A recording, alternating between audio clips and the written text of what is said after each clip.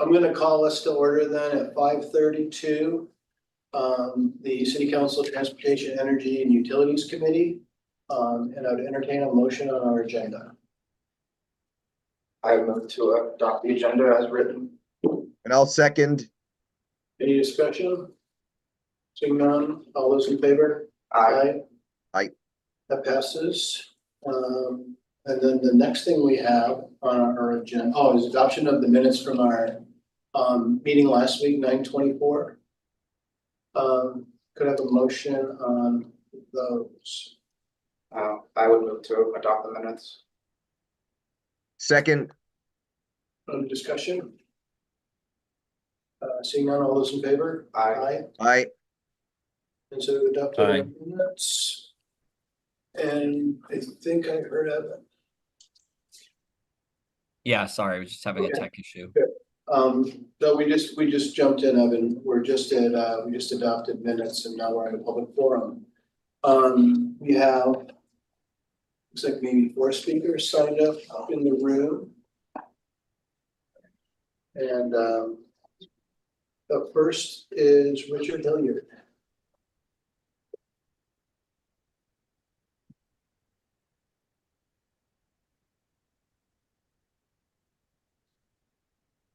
Thank you. I'd like to talk about the Kabari intersection, which I hope can present a welcoming, safe entry into Burlington from Winooski Bridge, which we'll be hearing about, I understand. I was able to attend the public meeting that was held in the Winooski School. And I think it's unfortunate that, as was reflected on the city website, apparently the audio was inadequate to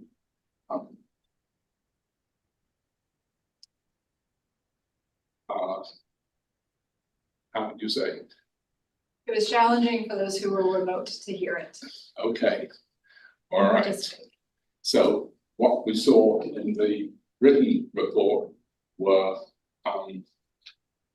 kind of subjective, and I feel as if the absence of anything more than one comment about putting in a roundabout of some description was a little bit disingenuous.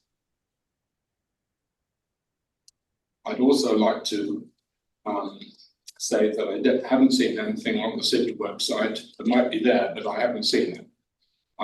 About the walkabouts that the community held during April, beginning of May, to record observations about the behavior of traffic, what people were doing on the bridge, how they flowed, whether they were a pedestrian, a bicyclist, or any type of vehicle, why they were there, how they behaved when they got back to the Burlington part of the bridge. So I haven't seen that, but one thing I would like to say is that in the group that I was part of, the most noteworthy thing that we found, other than lack of adequate signage, was the apparent, and I've never noticed this when I've been driving, but you're standing there on the bridge and you see vehicles, someone else's word, slingshotting off the roundabout downhill, because it is downhill, quite significantly downhill, to the bridge.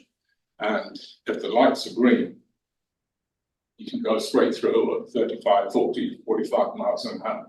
We saw 2 trucks that were presumably going to the McNeil plant, carrying wood chips, tractor trailers, absolutely jam-packed, going through at about 45 miles an hour. It's a frightening sight. There's nothing to slow it down, and we know that there's no traffic enforcement in Burlington as things stand at the moment. So that is a very, very dangerous situation, which one would imagine that a traffic light situation at that series of junctions wouldn't do much more than what we have at the moment to make it safer. I have said, going back 6 or 7 years, because I was on the what do you call it, scoping committee? Steering committee to scope the initial bridge plan way before COVID.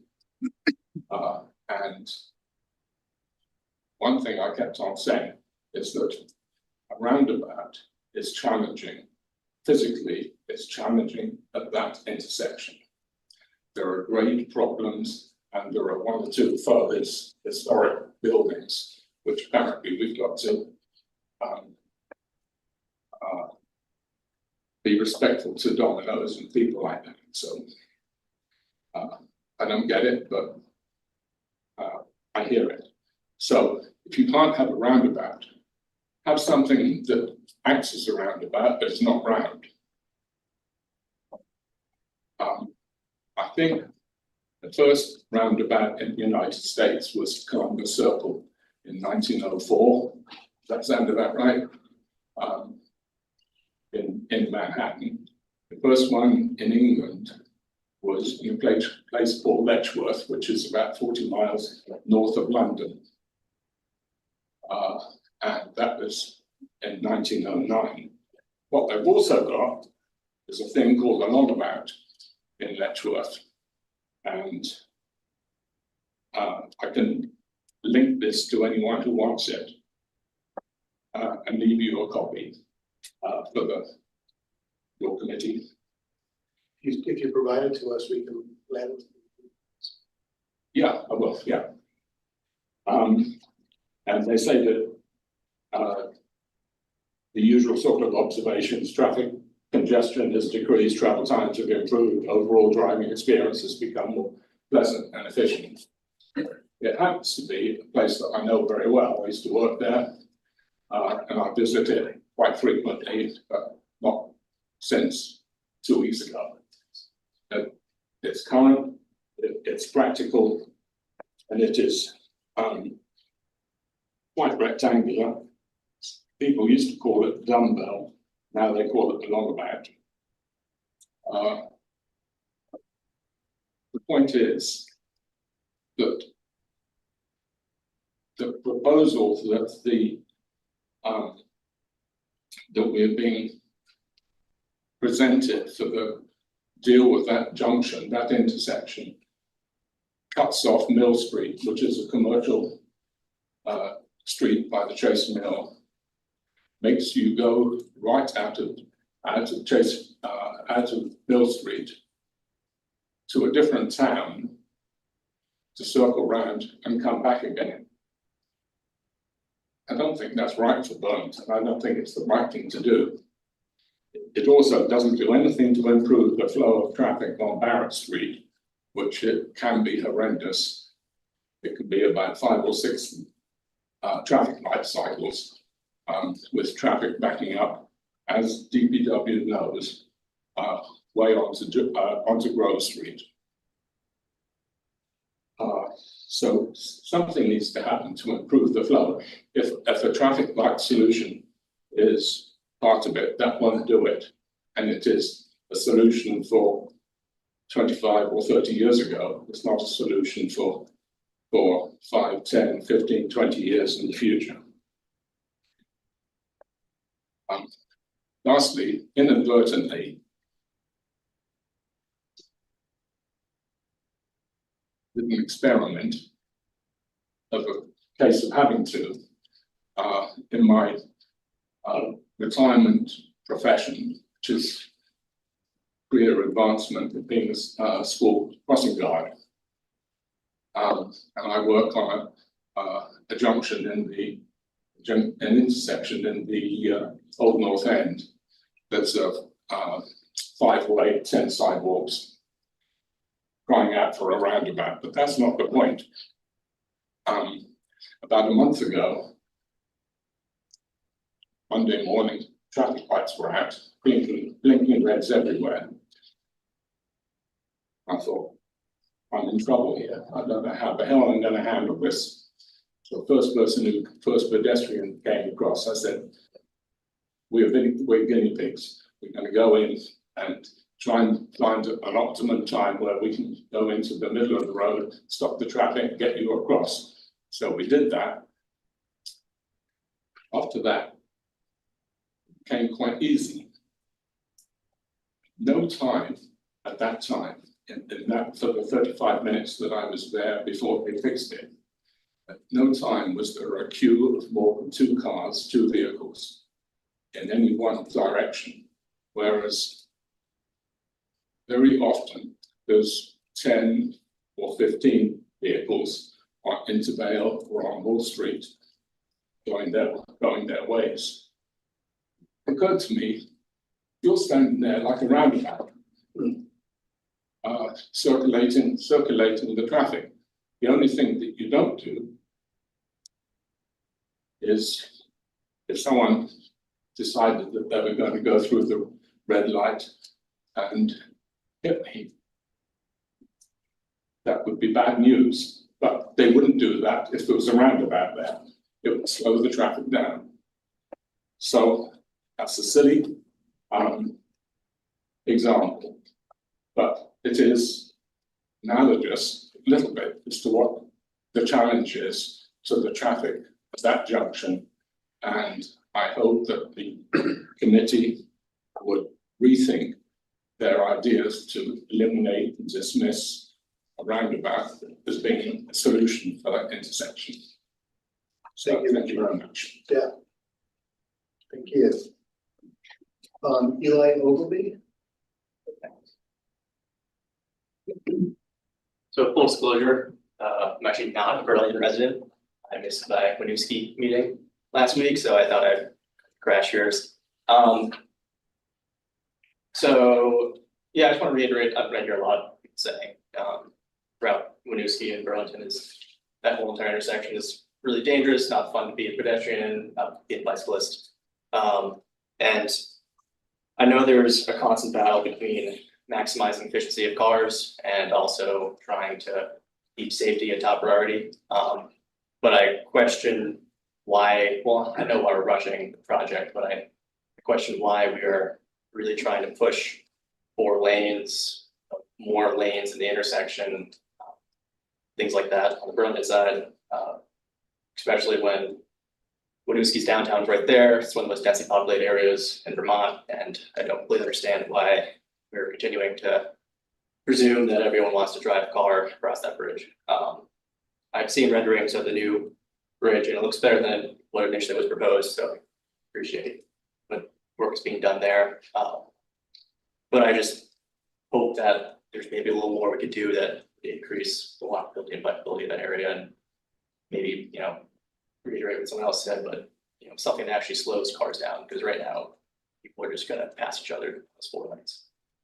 Sorry, and thank you. Thanks, Eli. Carolyn O'Shea?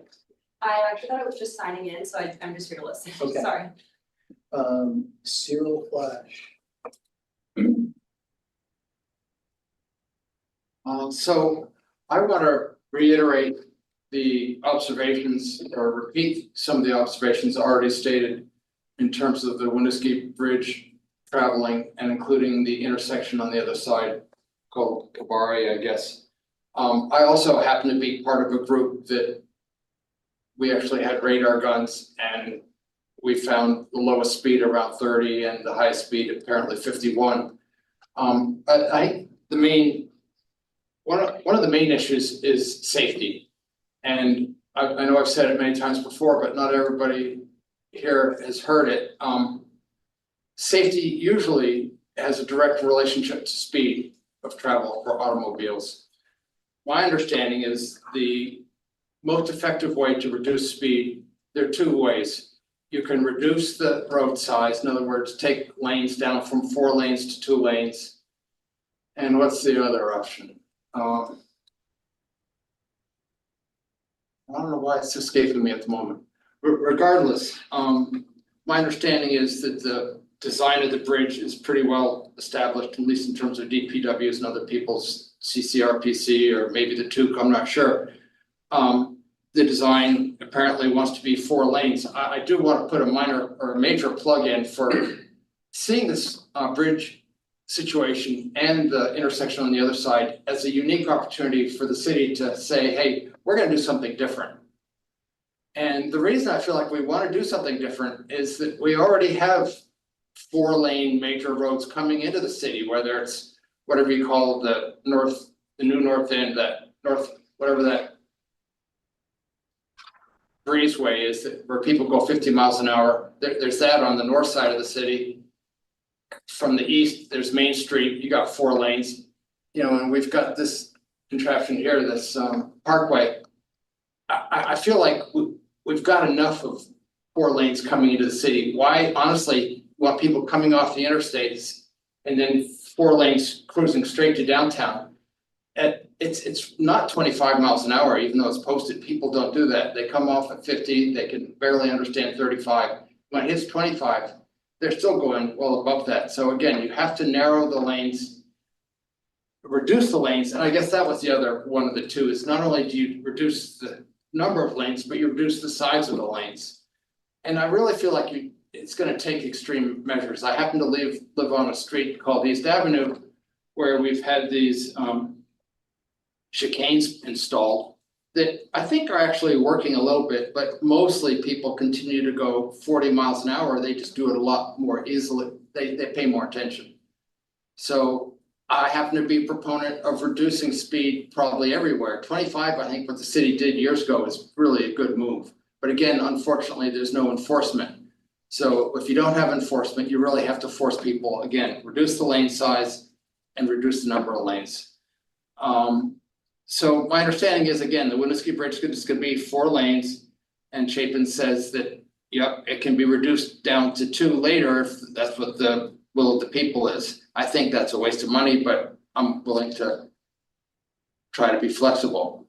I think the part of not making any sense to be flexible is on the intersection side, where you've got so many competing interests, especially Mill Street, but again, they all start out as 1-lane roads, whether it's Riverside or East Avenue or even East Allen, you know, and then all of a sudden they go from 1 lanes to 2 lanes, and what are they gonna do in the middle? The middle is the bridge, where honestly, if you're a pedestrian or a bicyclist, you wanna observe it. Maybe if you're going 25 in a car, you really shouldn't be looking at the beautiful view, I don't know.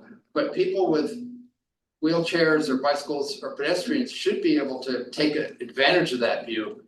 And it's very difficult when you've got the cluster of intersection there where it's, whether you're a pedestrian or motor vehicle, bicyclist, to get through. And honestly, I'm a huge proponent, you won't be surprised, of the 1-lane roundabout option.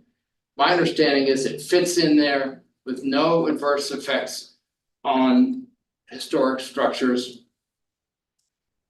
And the only downside apparently, and it doesn't feel like a downside to me, is that it doesn't fit whatever V-Trans or federal design standards say for getting a throughput of vehicles through. I can't remember what that's called. And I'm saying this is a point where, yep, we're gonna choose to be different. We're building a 100-year bridge. We want to have a healthy 100-year intersection on the other side.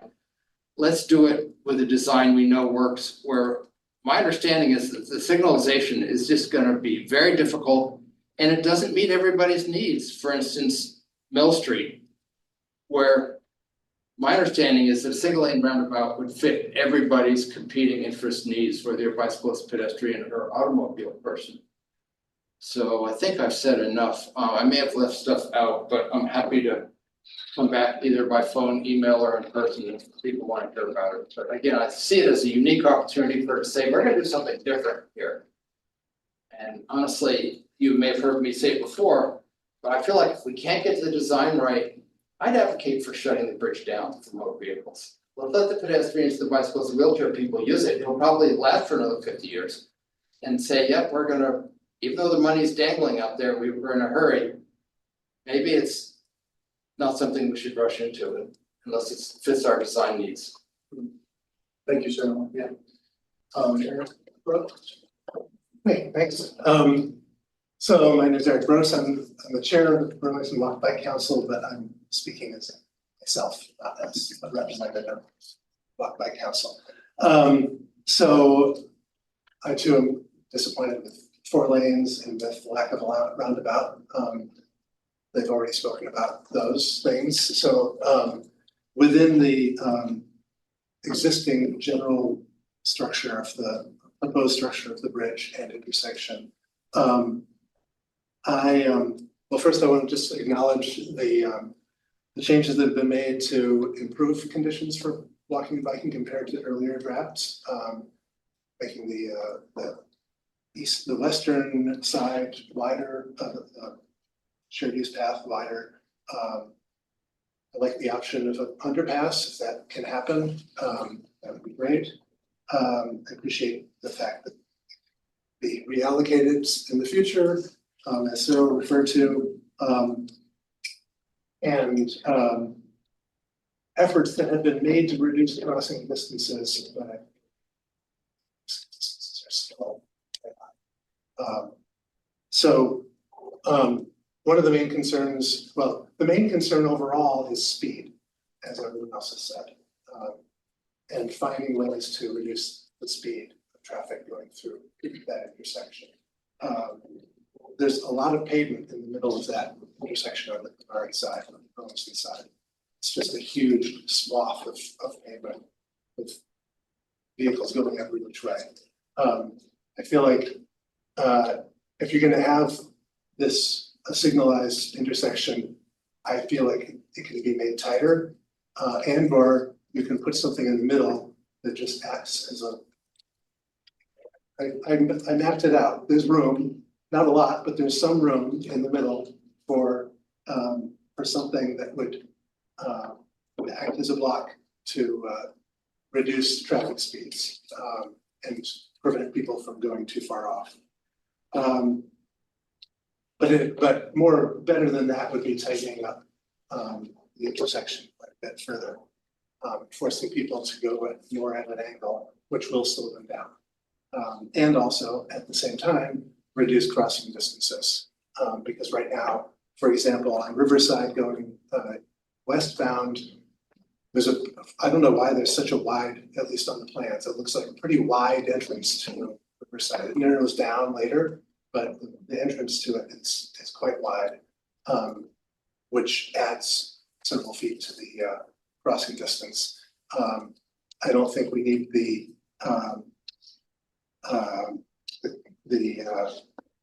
shoulders at the intersections. Those can be bumped out the crossing distance.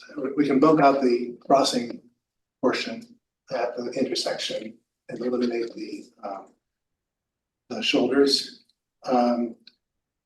So that all those things for reducing the speed, making people slow down, whatever can be done to do that would be great. Then it's not clear from the plans that I was reviewing, what's happening with the bike lane coming down Colchester Ave. There is a long-term plan for a protected bike lane on Colchester Ave, which is currently unfunded. But I feel like this plan should assume that's going to happen and be ready for it, and get bikes out of the intersection as early as possible. Get them out of the road, not on the same surface as the motorized traffic, and also not combined with pedestrians when bikes are coming at speed. So I would like to see, wasn't entirely clear to me what was happening with the bike lane. So I'd like to have that. That's it. Thank you. And then we have some folks online with their hands raised. First we have Sharon Busher. Go ahead, Sharon. Hi, good evening. I haven't attended a TOOC meeting in forever, but the Winooski Bridge is why I'm speaking tonight. And I came in a little late, so I heard Richard Hilliard's part of his presentation, but I didn't hear all of it. So I was on the scoping committee too, like it must have been 2018, 2019. I frankly not sure, but it was pre-COVID, as Richard said. And I supported the design, but over the years, that was a while ago, I have listened and I have changed my position more than I had originally. And I feel that the process so far has shown us what the options were and what was chosen to be funded. And then there was a meeting in Winooski a couple of years ago, which was very well attended, where a lot of people who were engaged in the communities they lived in may not have been there in 2017, 18, 19, but were committed and important voices to be heard. And so there was the strong bicycle advocates who pointed out flaws in what was approved. And I know DPW and regional planning heard that and were committed to address some of those. And then as the process has evolved, I'm not involved anymore, but I, try to keep informed about this. Things that have troubled, and I go to the Ward 1 NPA, so I live on East Avenue, and I go to the Ward 1 NPA, and we've spent several meetings discussing this and listening to each other. And we had come from different perspectives. I'm older and I don't bike. I don't have really good balance, and I'm terrified about biking next to a car. That's the reality. Even with protected bike lanes, it scares me. So, but I do want to get from here to there. And right now I have a fairly busy life. So public transportation doesn't allow me to do, I still work, doesn't allow me to get done what I need to get done. So I have a car. So full disclosure. So, but I'm a pedestrian also. I walk a lot of places.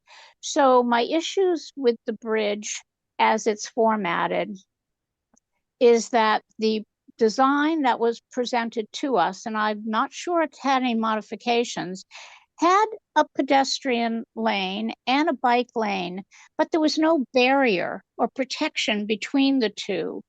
And as a pedestrian, for all of you bicyclists, I love some of you dearly, some of you I don't know, but some bicyclists could care less. They'd run you over if you're not on a bike.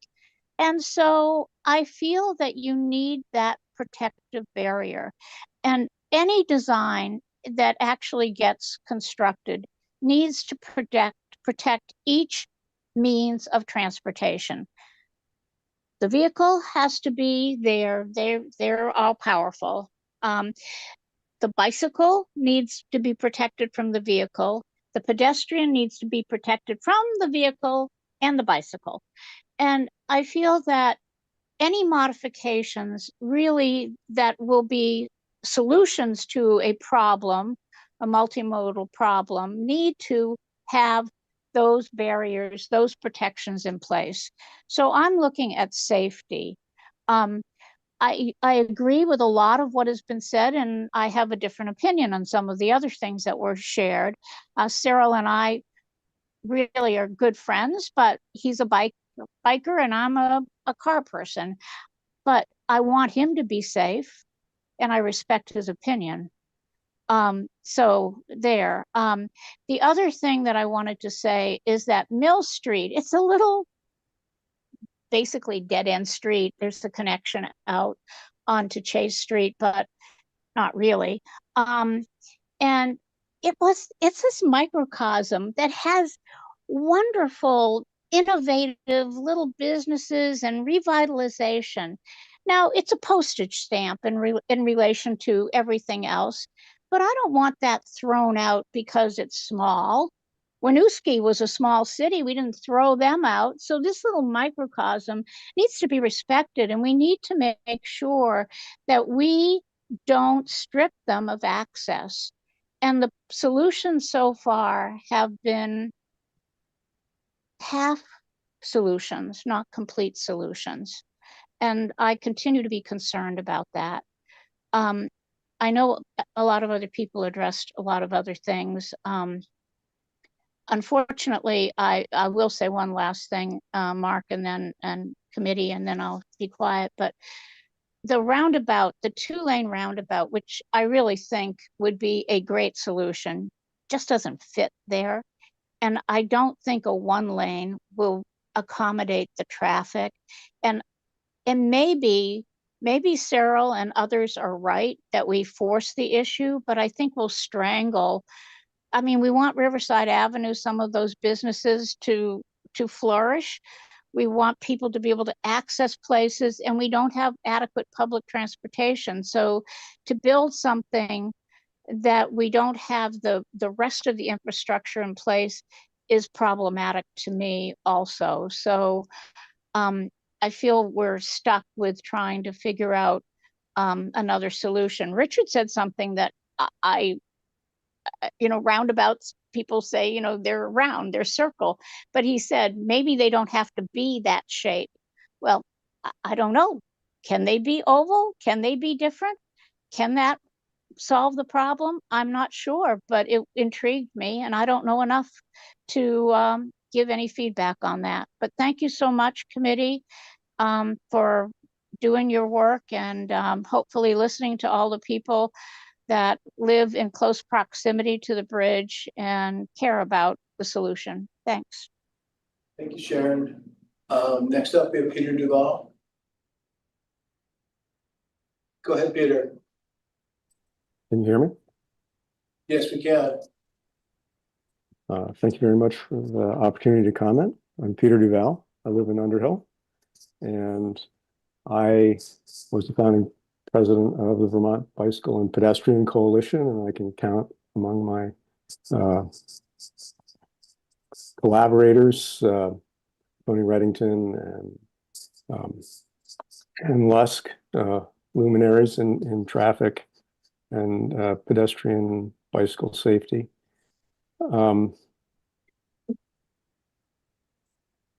This year marks the 50th anniversary of Robert Caro's biography of Robert Moses, the genuinely bad person who did a lot to destroy New York City. And yet, Moses' spirit lives on in Burlington with the madness of the Southern Connector, ironically now called the Parkway. And this bridge intersection proposal. Of course, any single lane roundabout can process single lane approaches. So single lane roundabout has no problem with that. And of course,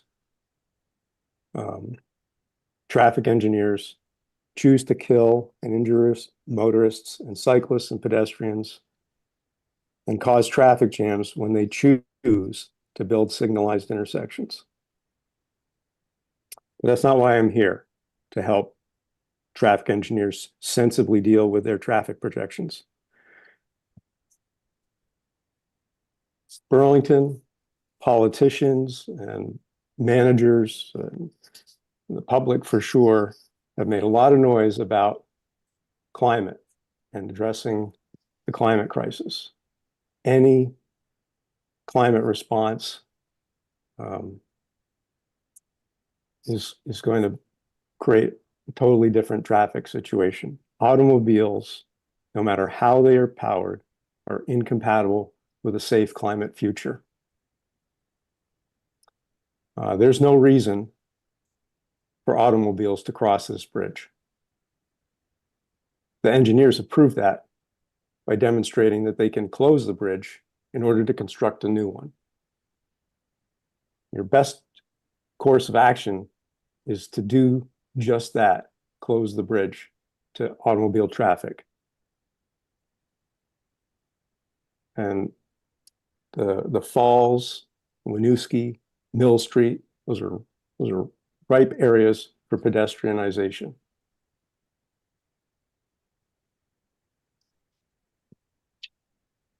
Thank you. All Peter. that money that's being wasted or proposed to be wasted, building a new bridge and tearing down a perfectly good bridge that is not, as far as I can tell, structurally deficient, is more evidence of infrastructure mismanagement in Burlington, joining the continued operation of the McNeil plant, construction of the Southern Connector. It's pointing to a root problem, and I hope that Burlington can address it, because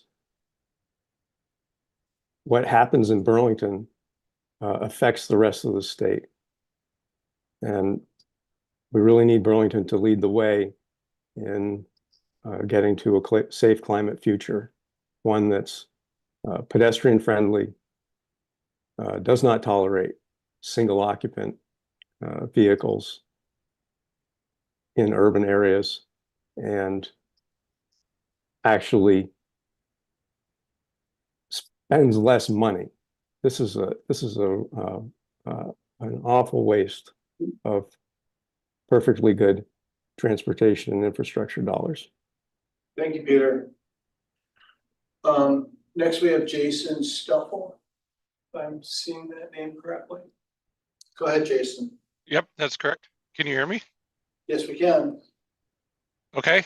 I'm Jason Stuffle, and I live on Colchester Ave, and I'm a big fan of having a roundabout there if it could work. I don't know if that will happen in the time frame, but I'm here today to address the current design of the intersection.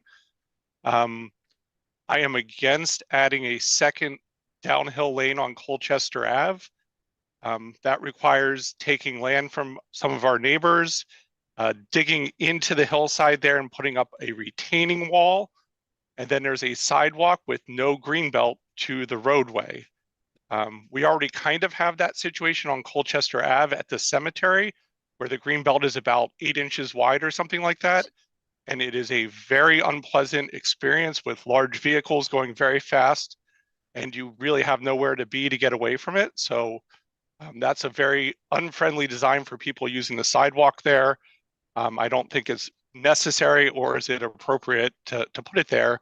It also does not work with the approved plans to put in a protected bike lane for the length of Colchester Ave on both sides. And so this is going to then have to be reworked again in the future when that plan is implemented. So I would like to see better protection for people on the sidewalk using that downhill section there. Second, I saw that this is taking land from 462 Colchester Ave. It's just, the grass in the yard. And it's resulting in what is still a massively open pavement area in that intersection. I don't know how exactly wide it is. I can't measure that on the plans, but again, that is another very unfriendly type of feature, just to have these huge swaths of pavement with nothing to do, this not inviting environment. And so anything we can do to narrow down or reduce the amount of wide open pavement there would be appreciated. And third, I did not see anything for continuing the sidewalk on essentially the east side of Riverside Ave. As you get down on Colchester Ave, you have to cross over to the multi-use path to then continue. I don't know exact distance, but it's pretty far all the way up to the light and then come back down. It looks like you are there also digging into the hillside on Riverside Ave and putting up retaining walls. And with the realignment and the extra spaces going there, I would love to see a sidewalk connect from the Kobari intersection down to the Handy's garage that's further down Riverside Ave, and complete that network so people can more easily use the sidewalk in that area. So those are my three major concerns with the current design. Thank you. Thank you, Jason. And last, we have someone who's identified as iPhone. Can you please state your name for the record? Hi, I believe that's me, is that right? Can you hear me okay? We can. Can you state your name for the record, please? Oh, sure, yes. Yes, my name's Ali Hamadani. I live in Burlington. And I just wanted to say that I agree with a lot of other comments people have said. So I'll keep it brief, but I just think that this is such a big project in terms of money and time and energy into the planning that has already gone into it. And I think going from 4 lanes with very small sidewalk to remaining 4 lanes with a little bit more bike and pedestrian friendly, I think it just is, I think it's too big a project and such a great opportunity to make a big change now. But my suggestion would be reducing the car lanes, maybe considering a dedicated lane for buses or emergency vehicles. Maybe sharing that with pedestrians if that makes sense, but maybe not. But as someone else, I hadn't been thinking of this at all, but to close the whole lane to single occupant vehicles, I think that the construction period could be a good pilot for that idea. So just something I hadn't thought about, but it seems like it may be a good idea. Thanks for your time. Thank you, Ali. Is there anybody else who would like to speak in public comment? Please indicate if you're online by using the raise hand function. I'm not seeing anybody, and no one else has joined us in the room. So thank you, everybody, for those comments. I'm going to go ahead and close public comment and move us on to our deliberative agenda. And the first item on our deliberative agenda is the Winooski Bridge and intersection. So are you leading us? We're actually going to be led by the consultant team online, but just for those in the room and those who are not familiar, the Colchester Riverside intersection is a Burlington project. However, it is rolled in and combined with the Winooski Bridge replacement, which is a joint effort between V-Trans, both municipalities, and the CCRPC. We have representatives here from V-Trans, our consultant team who is doing the conceptual phase of this project, from HNTB, which is Josh and Steven. From V-Trans, we have Carolyn and Mike. And then from the CCRPC, maybe joining us over here on the panelist side is Jason Charest. From Burlington in the room, myself, Laura Wheelock, Maddie Sender as project managers. And we do have representation from the city of Winooski when that occurs. I do want to just quickly note, because I'm not sure it gets mentioned here, this project team was at the Winooski City Council last week, Monday. We were hoping to be more back-to-back with the TUC and presenting that, but just for everyone's awareness. That's where it was most recently shown. So Josh and Steven, if you can go as quickly as possible, but still make sense, that would be great. Absolutely. Can everybody hear me and see my screen okay? Yes. We can. Excellent. Okay. I will jump right into things. Laura has already gone through introductions, so I appreciate that. The agenda for tonight is to kind of go through a meeting purpose, walk you through our base technical concepts, talk a little bit about some additional RFP considerations or those contractual considerations, and some of the next steps that we have coming up here in the next few weeks to months. So starting right off here with the meeting purpose, as it might say in your agenda packet, our purpose is to really propose our base technical concept to this group and seek approval on this base technical concept as we work towards the contract for the contractor. This base technical concept, or BTC, is really the framework for the overall project. It's not getting into every single specific detail of signing, striping, drainage location. It's the overall layout, the overall width, the general look and feel, some of the concepts. So just keep that in mind as we walk through this in terms of what that base technical concept is. Additionally, I think everybody is aware, but just as a reminder, this really is two separate projects from a funding standpoint. We have the bridge stretching between Burlington and Winooski, as well as the intersection immediately to its south. Although they do have two separate funding sources, they are being advanced as one continuous project, so that way they can kind of harmonize and complement each other in terms of how they're constructed, how they're arranged, and how they function in the end.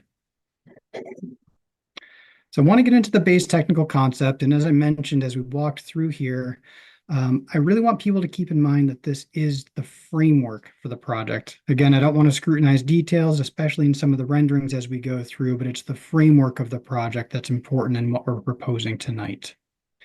And I want to start off here with the typical section of the bridge. Should look somewhat familiar to what people have seen in the past, and we can start right off in the middle with those 4 vehicular lanes. They're proposed to be 11 feet wide with narrow 2-foot shoulders, which is a slight widening compared to the existing bridge. Outbound of those lanes, we have 2 shared use paths. One on the right-hand side, or the upstream side of the bridge, is 12 feet like we've seen in the past. However, through public involvement and some additional coordination and discussions, the one on the downstream side, shown here on the left side, which is that Riverside Ave side, that is being increased to 15 feet to allow for some additional room.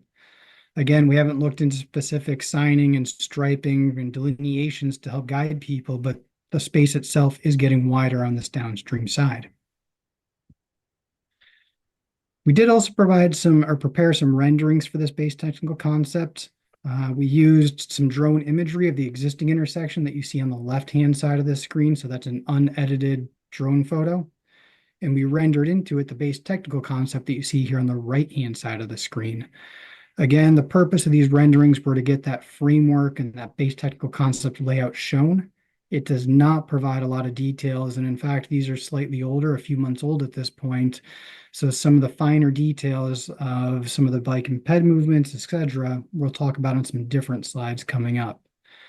If we look here at the right-hand side of the screen, you can see the proposed concept is a curved bridge built slightly off to the side of the existing bridge. It's a shifted alignment. That then blends into this intersection here in Burlington that we see in the foregrounds. That's a 4-point intersection, a single signalized intersection, much like we've seen in past scoping studies. And you can see in the background on the Winooski side, the bridge ties more or less into the same point at the bottom left of the circulator. Just looking at it from a slightly different perspective, this is in Winooski looking back towards Burlington. Again, you can see that curved structure. You can see the rotated or blended intersection in the background in Burlington. And here within Winooski in the foreground, you can again see that it ties more or less right back into the circulator where it does today. I'll point out that off to the right-hand side of this, you'll see some grassy area where there's an existing park within Winooski. The details of that are yet to be determined, so we opted to simply show it as grass for the purpose of the renderings themselves. And then looking at it slightly from the side here as well, just to give a different perspective, you can see within the water below the bridge, the proposed bridge only has 1 support in the water as opposed to the 2 that are currently out there today. This will allow us to open up the waterway a little bit and improve some resiliency and hydraulic conditions out there beneath the bridge. And again, you can see some of the surrounding features of the bridge don't have as much detail, don't have as much fine points, I guess you could say, in terms of level of effort and detail that we've shown into these renderings. I wanted to bring that base technical concept back a little bit and compare it to what is out there and what was originally scoped and proposed. So I'm recycling an older graphic that we used at our last public meeting. So some of the features that you see on the images on the left and right really aren't up to date. Most notably, the curvature on the right-hand side is sharper than what we're proposing, and it doesn't show that 15-foot path on the downstream side. But for the purpose of discussion, I really wanted to focus in on the table in the middle and really talk about some of the impacts to traffic during construction. And as we talk through this, I'll remind everyone that pedestrian traffic is maintained on site across the river at all times. The tangent bridge would require a 4 to 6 week complete vehicular closure. That means detouring all 4 lanes for a 4 to 6 week period in order for that bridge to be constructed. That would close all vehicular traffic going by businesses in downtown Winooski and other local businesses within the Burlington intersection area as well. The version on the right would close the bridge down to 2 lanes of traffic for a period of roughly 16 to 24 weeks, which is about 4 to 6 months. So it is a longer duration, but it does keep 2 lanes of traffic moving through the area at all times. In this particular case, we'd be recommending closure of southbound traffic. So southbound traffic would be detoured and 2 lanes of northbound traffic would be maintained through the site.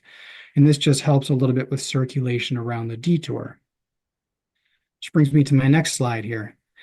We did look a lot at traffic congestion in the area, both in terms of what's out there today as it exists, what would happen if we completely close the bridge, and what would happen if we only reduce the bridge to 2 lanes, again, 2 northbound lanes with southbound being detoured.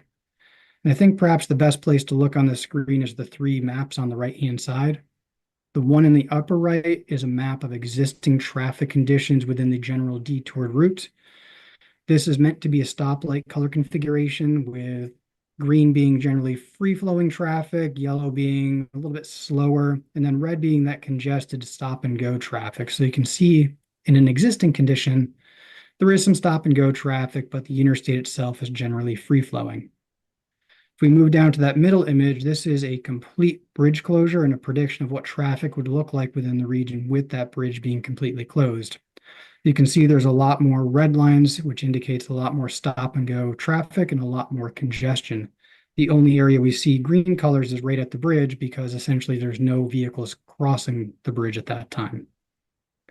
And finally, in the bottom right, we see a condition that only maintains 2 northbound lanes across the bridge. And you can see it's got some yellows, it's got a few more red, but generally speaking, traffic is moving through the region.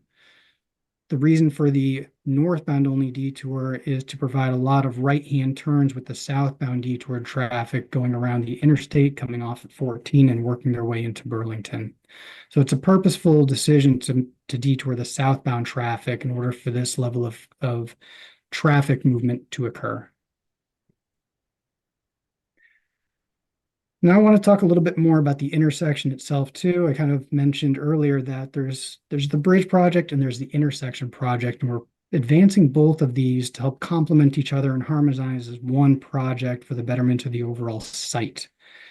This shows a rotated intersection that matches in with that curved bridge alignment, and it's a little bit more specific. It's more up to date than those renderings we showed, and it helps to see it here in this plan view with the rotation. This is still a singular signalized intersection with the roadways of Riverside, Colchester, and Barrett Street here. We'll talk about some of the finer details on this map in a few slides as well, so move on for a second. And I did want to again compare this rotated intersection that we're proposing back to the one that was discussed and approved twice by the TUC and showcased in a scoping study. And really, again, I want to focus on the table below the graphics to point out that both intersections really do have a lot of similarities. They're both a 4-way signalized intersection. They simplify the intersection compared to the existing condition. They manage traffic congestion better. They have improved bike and pedestrian mobility to improve safety. And the shared use path itself can extend from the bridge through the intersection with both of these.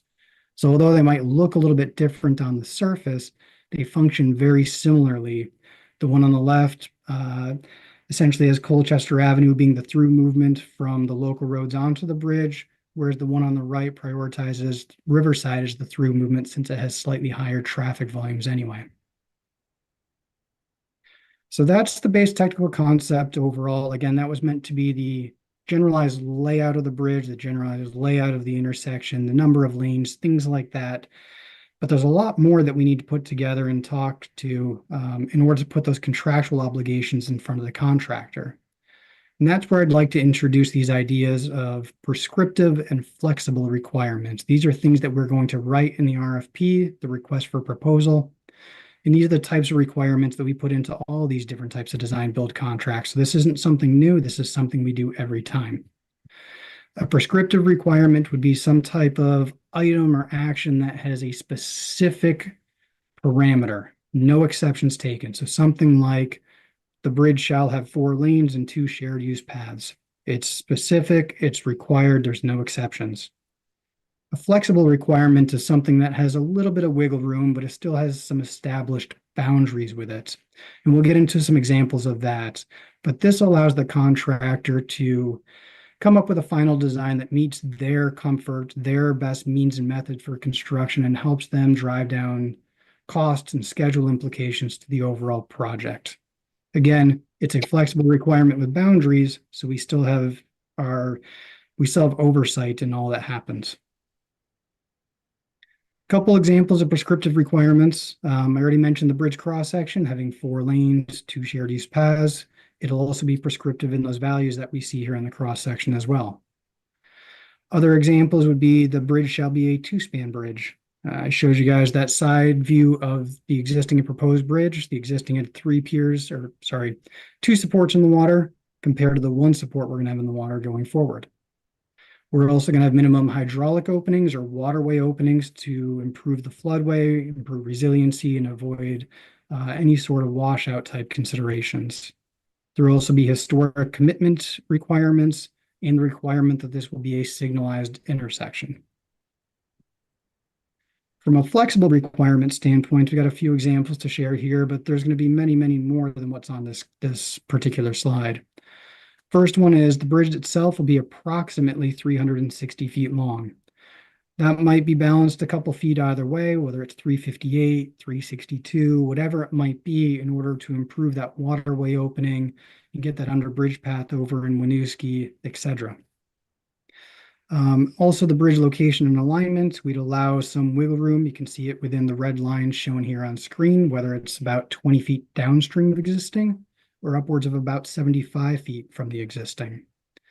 Other flexible requirements include things like the girder spacing beneath the bridge, the very specific details associated with traffic control, the pedestrian phasing timing within the intersection and how that worked with the rest of the traffic movements, again, within boundaries and acceptable conditions, utility relocation, and some other things about retaining walls, such as the overall height or type of system, etc. So I mentioned I wanted to come back to the intersection and talk a little bit about some RFP considerations as well. We've got those rigid requirements and those flexible requirements, and those flexible ones are the ones that we're starting to focus on putting boundaries around. And I wanted to share some of the additional considerations shown here on screen with the blue writing, and maybe I'll start off at the bottom left-hand side. First one being, we are including an esplanade between the sidewalk and the roadway. That green space between the sidewalk and the road is going to be a place for some street trees perhaps as well. We are additionally trying to transition the on-street bike onto the shared use path ahead of the intersection, as you can see with the sidewalk widening out, trying to get the bikers off the road and onto the shared use path through the intersection as it functions onto the bridge. This does have the setup for future bike lanes going up Colchester to the south.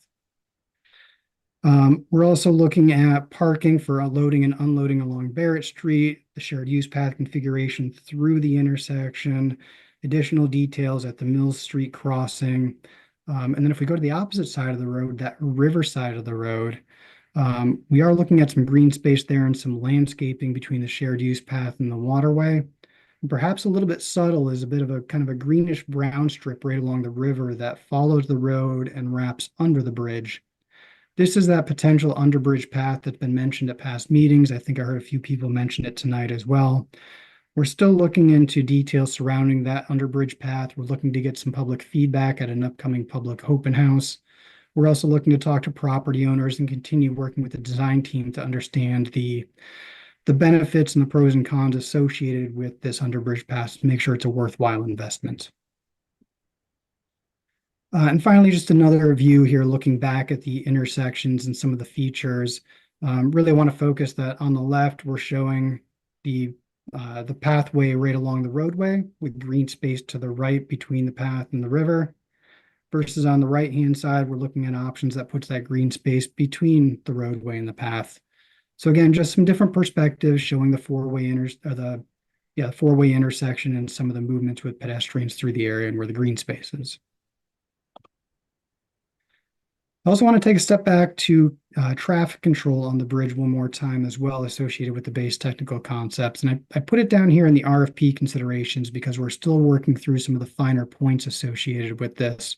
But I wanted to walk through the four primary phases of bridge construction, starting on the left with the existing conditions. Obviously, in the existing conditions, we're going to have 4 lanes of traffic on the bridge. But during this condition, we're going to be building part of the bridge upstream of that existing bridge. At some point, there will be enough of an overlap of the existing and proposed bridges that we will need to cut the existing bridge down to 2 lanes of traffic. Again, this would be the 2 northbound lanes, and this would be in place for roughly 4 to 6 months. But we are trying to sharpen our pencils and understand what we can get that value down to in terms of an impact. Once enough of the new bridge is then built, we open that new bridge up to 3 lanes of traffic temporarily as well. This is due to the magnitude of the overlap in the proposed and existing bridges that we'd open it back up to 3 lanes temporarily, with 1 lane of southbound traffic being dedicated to Riverside. Once we get past that phase, we'd open the entire bridge back up to traffic altogether with all 4 lanes. And again, as I've mentioned before, the bridge or a pedestrian crossing at the site would be maintained at all times. This is simply showing the vehicular phasing of traffic here. We talk a little bit about funding. I've mentioned that there are 2 separate projects here. There's the bridge and the intersection. As people have pointed out, the bridge itself does have a raise grant worth approximately $24.8 million. That is pushing some of this project forward and the funding associated with it. The bridge project itself is conceptually estimated to be approximately $70 to $80 million, which is split between federal, state, and both cities. The intersection project is estimated to conceptually be $8 to $9 million, and that is fully funded by federal money.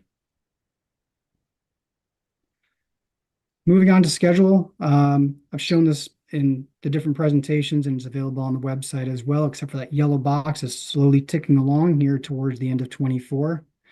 We've worked through our base technical concept, which we're proposing tonight, and we've been working through environmental commitments in our right-of-way process, but are still very much in the midst of it.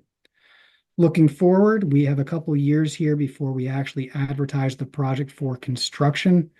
Final design would then happen early 27 with the contractor and then their engineering team putting the finer details on this project. And we're expecting construction to commence sometime around the end of 27 or perhaps early 28, with construction being wrapped up sometime in the 2030 timeframe altogether. As I mentioned, that's the base technical concept. We have a lot of RFP considerations to go, so we still have some next steps on the project. Probably one of the more important ones here is we were looking at having a public open house, tentatively being scheduled for December 11th. That'll be an event where we're asking the public to come out and we're looking for very specific feedback on aesthetics on the bridge. But we're also going to have a number of informational tables for the public to come learn more about the project, provide opinions, provide thoughts, provide input that might still help us look towards shaping some aspect of the project. We're also looking to go to Burlington City Council following this meeting with the Duke. And once we get past these different city council meetings and public open meetings, we are going to be turning our attention really towards that contractual development, that RFQ and RFP development, which is going to provide the guidelines and requirements for the contractor to build this bridge. So it's all those RFP considerations and finer points and those flexible and prescriptive requirements. As we work on that, we also have plenty of continued coordination with right-of-way, environmental commitments, and utility relocations, because those are all driving forces in how we can progress this project and how they influence schedule, cost, and risk. And with that, I will open it up for questions and hope I didn't go too fast. Thank you, Josh. Do you have anything to add before I open it up? Just to remind the two that we are looking for a motion to approve and recommend to the city council so that we can bring this before the full council. Okay. So I'll open it up to questions, comments from Duke members. Maybe we could, I can't see Jean is there, so. You drag the little Can you guys stop sharing your screen? Thank you. Just gonna ask that. Yep. All right. So, questions and comments from councilors? It's always difficult when you're on Zoom. I totally appreciate Councilor Litwin. So perhaps Councilor Broderick would go in. I do have some questions, but would love for the in-person folks to get a shot. Okay.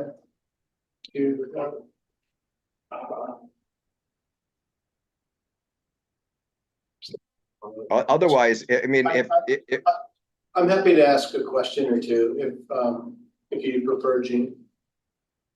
I don't know. I'm gonna be a pain in the ass. So it's gonna, you might want to get your questions in now. Okay. Or follow and take your pick.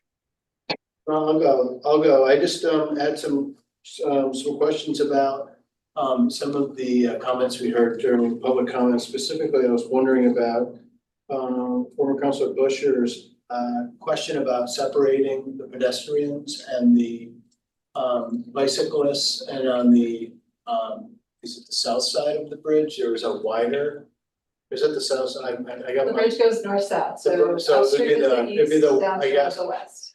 downstream to the west. Yeah. On the downstream side of the bridge, it's 15 feet, which is like 3 feet wider than the upstream side. And I'm wondering if that could be, if there is room there to separate it, or what is the thinking on why that side's wider? I know you've told us before, so I apologize in advance for not remembering. We actually haven't told you why it's wider before. So the wider came from the various public comment that we did, starting this time last year and over the winter. Really wrestling with wanting to have good pedestrian activation and respecting the shared use path that comes off Riverside, and that already being an 8-foot wide facility. So the wider comes as an ability to have a calm walking, viewing, pausing area on that side of the bridge. Understanding that we're also taking counts, there's just a higher bicycle movement on that specific side. So it's wider for the additional kind of trips like that you'd see. We did review the option of kind of the extreme separation of the different modes of travel. And really what it comes down to is if you do that, you're going to corridorize bicycles into a space that they can't stop and pause.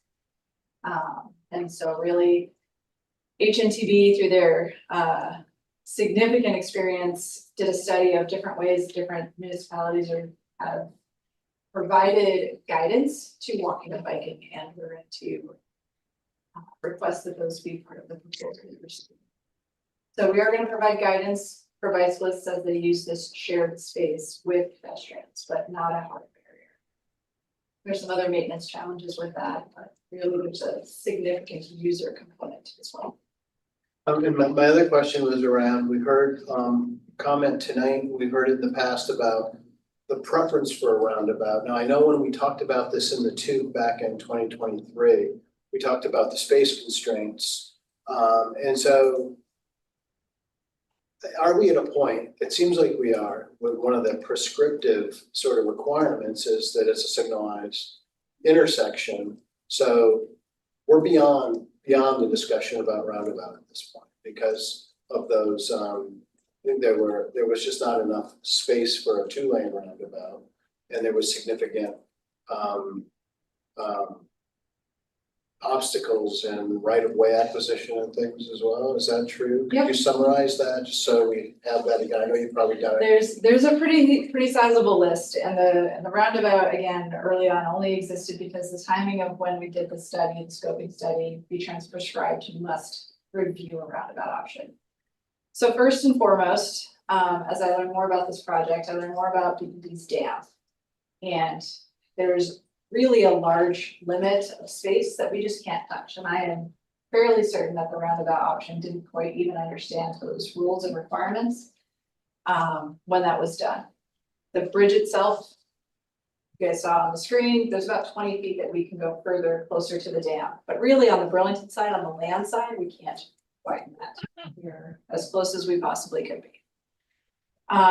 So yes, there's just fundamentally not enough space there are significant geometry constraints. There are properties within the historic district and that contribute to the historic district that make it just not be a feasible option. I do want to point out under the roundabout option, Mill Street is treated the same way. It is exclusively a right turn out under both the roundabout and the signalized intersection option, so that doesn't change whether we have a different intersection geometry there or not. And it's worthwhile to point out that signalized intersections can take the different delay about vehicles. This project is about safety. It's not about moving vehicles through these intersections faster. We are prioritizing pedestrians and bicycle movements in and amongst 30,000 cars a day, and that's just a lot of cars. They're not going to move through there very quickly, whether they're in a roundabout or a signalized intersection. But in a roundabout, when that backs up, it locks across the entire roundabout, and so no movements happen. And so when a roundabout isn't designed to the right capacity, it's detrimental to the entire system. It's detrimental to pedestrians, it's detrimental to bicycles, to vehicles, to buses. So it's really important to get the size of a roundabout correct if that's the intersection type that you're going to go forward with. So yes, we are past a roundabout at this point in time with this intersection. The big piece of information today is the design team and the city of Burlington are recommending the off alignment bridge. With recommending the off alignment bridge, that changes the fundamental geometry of the signalized intersection. To the curb area. Which has some amazing benefits that weren't even displayed on the screen. Crosswalks are significantly shorter under this off alignment bridge option within the intersection. That's all I have right now. So, Okay, go ahead. Your turn. would you, okay. Laura or anybody on the design team, you just talked about the roundabout. I want to be really clear. You're talking about a 4-lane roundabout, or a 2-lane roundabout as opposed to a single. What if and you know, fundamentally, I continue to be interested in understanding the traffic counts and the results of if you were to go to a 2-lane bridge and therefore a single lane roundabout when all is said and done. So and I didn't see in this latest set of materials, either ones that are posted or the ones that were online, the conversation about that, and in particular the resulting traffic congestion. That's something that I am interested in. I don't know whether you're prepared tonight to address that. Let's start with that. That is definitely a question for a different night. Sounds good. Let me just keep going on because You it's might have already already answered it for you, and we'll send you that location if it already exists, but. okay. You know, and in particular, I mean, I see the traffic backup with a shutting down the south lane. It would be really interesting to me to see what the projections are if you were to keep one lane open on both sides, and just the conversation about that, and this whole conversation about a 2-lane road. I mean, you've got mergers on, you know, fundamentally they're mergers on all of the roads coming into the bridge, right? And somebody commented in a public comment about, you know, as you come down Riverside Avenue, and then it breaks into 2 lanes. So I would really like to see the traffic counts and the thinking, because that would be my preference, to be quite honest. If I were if the numbers were not horrific, or if the numbers were allowing us to move in the right direction, that would be what I would like to see, both in terms of a 1-lane roundabout and basically 2 lanes across the road. Let me say, since you want some guidance, that I like the curved bridge. So if you're looking for a positive or negative comment on that, I think that makes a lot of sense. And I'm happy that that's going to give more safety for pedestrians. I had raised a number of things in May of last year that you had said were going to be considered. And I just found the email that I sent to Chapin on May 2nd of 2023. And so I asked about raising the entire intersection. This is, I guess, on the intersection part in the Burlington, the entire intersection to the level of the curb by adding a noticeable ramp at each entrance to the intersection to force vehicles to drive slowly as they come in close proximity to crosswalks and cross bikes, and to elevate the protected bike lanes to the level of the curb so that they're grade separated from traffic for safety purposes. Were those 2 ideas integrated? Where are we at with those 2? I do want to just quickly point out, because this is where the answer to your first question half lives, is we provided formal responses back to the 2 Councilor questions that we received. They're posted with that meeting's minutes, which may not be super obvious, but we can provide you a link to that. Thank you, Laura. I appreciate that. We're like a year plus out. My poor memory is worse. And so it would be helpful, and I think for the public to understand, to get a refresher on the answers to these questions. Yep, for the bikes and the separation, we've pushed and talked with the design team. That is where the shared use path through the intersection now exists, and where the ramps onto the shared use facility option exist on the entrances to the intersection. As for I think what you're describing is a curbless intersection. Is that could you clarify? I mean, I'm just reading it. To elevate the protected bike lane, so this would be just shared use, to the level of the curb so that they're grade separated from traffic. So I don't know that it is I don't think that it is a curbless bike lane. In fact, I think it's very opposite. It was more your first comment about raising up the entire intersection. That I may have to go back and read all of the part of the question, but in the interest of time, I did answer those.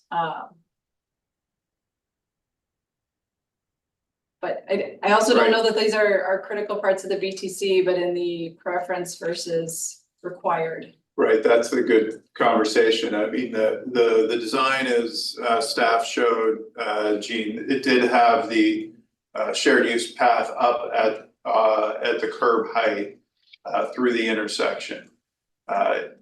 Colchester Avenue accommodations are buffered but in road, different than Riverside Avenue, obviously with a shared use path. So there is a variety of facilities here proposed, but I think as the design, the question I think in front of the council is what is prescriptive that we absolutely need to see in the design, and what are our interests if they can be accommodated.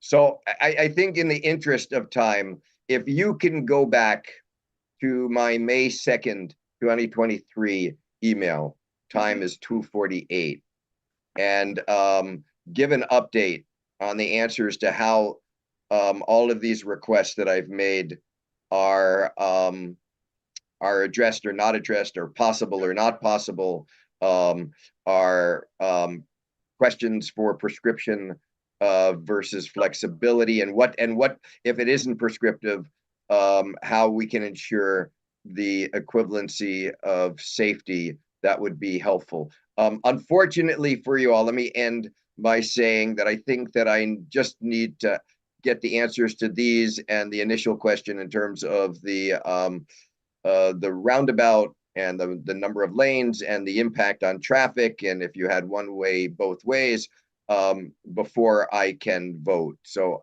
I am personally not prepared to give you a thumbs up tonight. So let me first start. Again, we do have a pretty detailed answer in the documentation that we provided. Manny was just really sending out the email, the link to that for Eugene and. Yep, I see that. Not gonna email it to all of you at once. That's. Oh, I'm sorry, I did. Don't respond. Don't reply to us. Changing the vehicle capacity of the bridge at this point in time is not something that the entirety of Chittenden County can take. As noted with the travel detours and delays, that even just closing it for a short period of time is pretty detrimental to the entirety of the grid. And we're not talking just the interstate in Burlington, we're talking Main Street, we're talking side streets, we're talking residential streets. This is a huge fundamental transportation shift, and this is not something that can be done in the time span of this project. This is something that, you know, as we work with the CCRPC on a 50-year transportation plan, is a choice in that scale. So what does that mean? As we've had local conversations with emergency departments, the city of Winooski's firefighting force lives mostly in Burlington. And so the lack of vehicle connection while the bridge is under construction or restricted because you can't get cars across because it's so busy is significantly detrimental to their ability to respond to fighting fires. The ability for emergency services to get back across the bridge southbound, there's just not enough space, is huge. It's one of the reasons why we are recommending this off alignment option, is because the curved alignment keeps traffic flowing through the entire region. We're talking about people's life safety. Milton, Essex, Colchester, Winooski. Burlington is somewhat isolated. We live on the right side of the bridge. We have our own emergency department and we have the hospital. Everybody else is at the mercy of this project. That's my pitch. Stephen or Josh, if you would like to speak to the nitty-gritties of the traffic and transportation to the question. And let me just say, before you get into the details, that getting that analysis in writing will, I think, is very important. It's a sort of trust but verify that people expect, and that includes the nitty-gritty to back up that stuff. I'm not doubting what you're saying. I think that it will be important in the public comment. You've already heard people from the public talk about this alternative vision. And so if there are compelling reasons to not go there, we should lay them all out so it's absolutely clear what the what the alternatives mean and what we should be doing. And that's what I want to do when I'm making a decision, is be able to say, this is the data, these are the impacts, these are what people are thinking and saying. So I would really appreciate that. Thanks, Pete. Go ahead, Evan. Okay. So talking about the nitty-gritty specifics of kind of keeping 2 lanes of traffic on the bridge, 1 in each direction, we looked at that for a construction case, and I was honestly trying to pull it open because we presented it at the public meeting, and I just found it. So give me half a second here. This is just a snapshot of an idea of what it looks like. It's not great. What ends up happening? There we go. Sorry about that. What ends up happening is we do these predictive models, these origin destination models, to try to predict people's behavior crossing this bridge if you were to reduce the capacity. It's one of those questions about, would they rather detour on I-89 and take a few extra minutes to go that way and back into town? Or would they rather sit in traffic for an extra minute or 2 to cross the bridge in the first place? So simply cutting the bridge in half doesn't detour half the traffic. Maybe it gets rid of 30%, 40%, but you still have more people trying to cross the bridge, still make it through the same signalized intersection, still backing up those locations. So this was one of those predictive models we looked at, the same type of map with only one lane going in each direction across this particular bridge. And although I don't have the comparisons right next to it, you can see there's a lot of backup, a lot of congestion from doing this for the short period of time. It's not a long or broad study that really showcases what happens in all the grids, because that was not really part of the scope of what we're trying to do, but it gives an indication of what could happen here.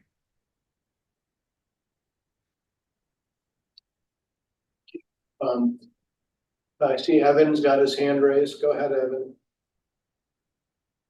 Thanks, Mark. And I appreciate the question. So I'll, mine are on a different vein.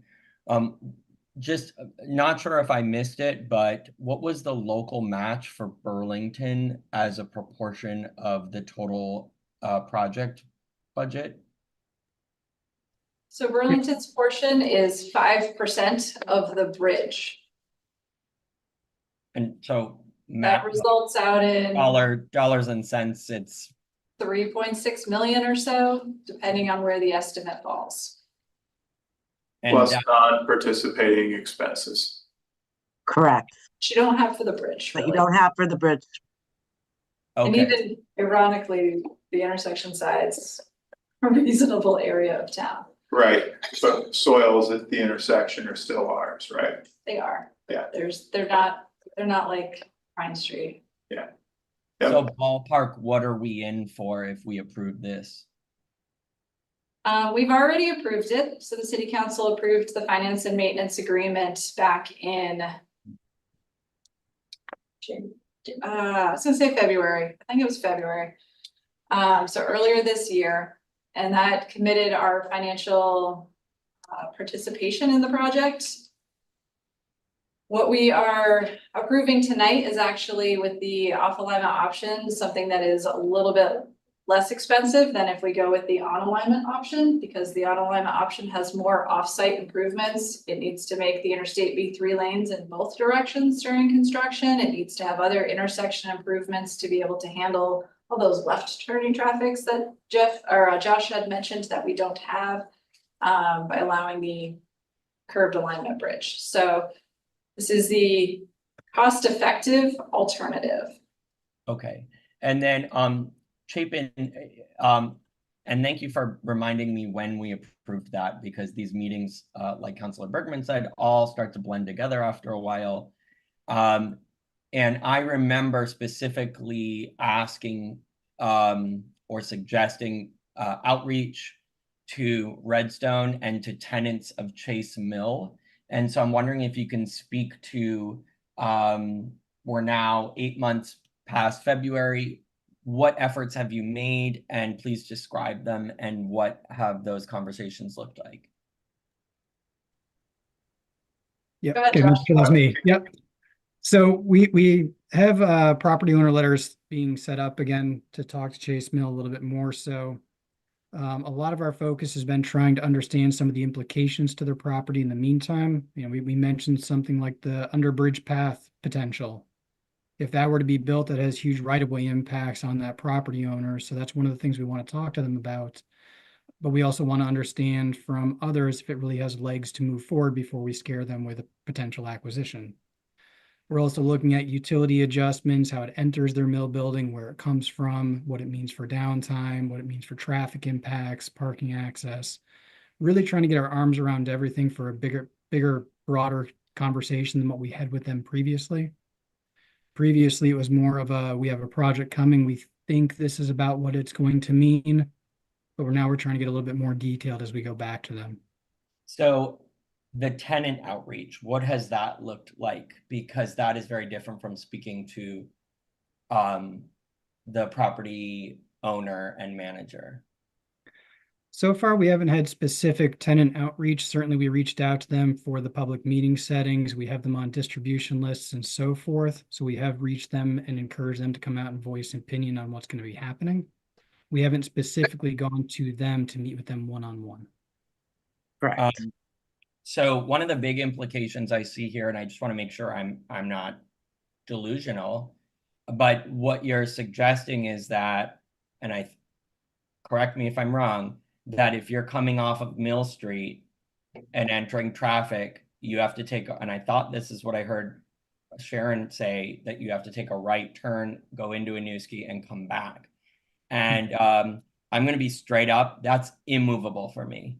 That is so not an option to do to this neighborhood and to the hundreds of people who not only work in that building, but shop in that building. There's already a huge traffic problem and backup on Barrett Street during the high traffic hour, so much so that people are waiting 5 light cycles, which is causing aggressive driving. And so what they're doing is they're cutting through the Chase Mill property, down through their private property, down an extremely steep driveway that you cannot see oncoming cars through because they're trying to bypass Barrett Street backup. And now what we're talking about is that Burlington residents, anybody wanting to go into Burlington, coming off of Mill Street, and there are residents who live on Mill Street, would essentially have to leave Burlington to come back into Burlington. And that just, to me, makes no sense. And so I would not be able to support that aspect of the project tonight or at any point. And probably that's my last major question. I have some smaller ones, but it doesn't really sound like there's been a lot of direct outreach to Chase Mill tenants. So what I can say is I work in the Chase Mill building. I know what this impact is going to look like very specifically. I drive in and out of there every day. I use Riverside Ave.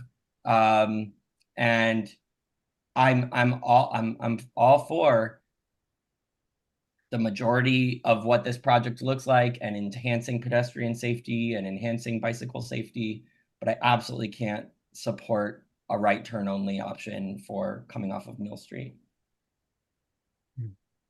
So I would like to clarify, Evan, when we asked Redstone about contacting tenants, they had offered and asked to be the primary point of contact for the building. If your employer is not seeing outreach from them as it relates to this project, we can change our approach, but we've been respecting what the property owner had asked. As it relates to Mill Street, this is something that the community had come together with under the scoping study, and I understand that it is a hard choice.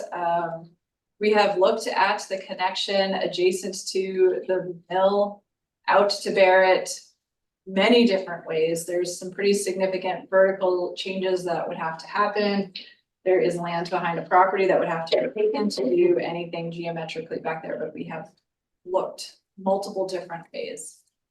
The geometry of Mill Street ultimately was determined with the intersection and not with the bridge. So I do just want to make sure that I provide that clarification that the intersection's geometry was already decided when we moved forward with our application to V-Trans to ask for help on the safety of this entire area. So can I just clarify, are you saying that residents of Mill Street who live in the homes there or any of the businesses who did attend the public hearings came out and said that they were in support of and wanted a right turn only out of their street? I can't speak to that personally. I was not part of the scoping study. Councilor Litwin, I apologize. Okay, no, I just want to make sure I might have misunderstood what you were saying.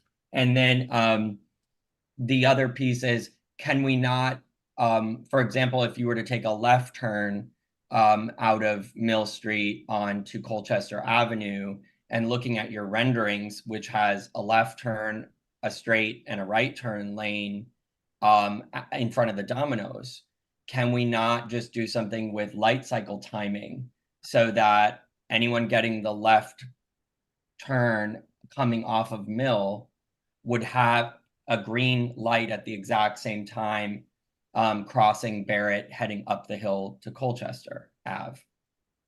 The challenge with that is that they are still seeing northbound traffic across the bridge on their side, regardless of almost any phase, except for the pedestrian phase or the Barrett Street phase.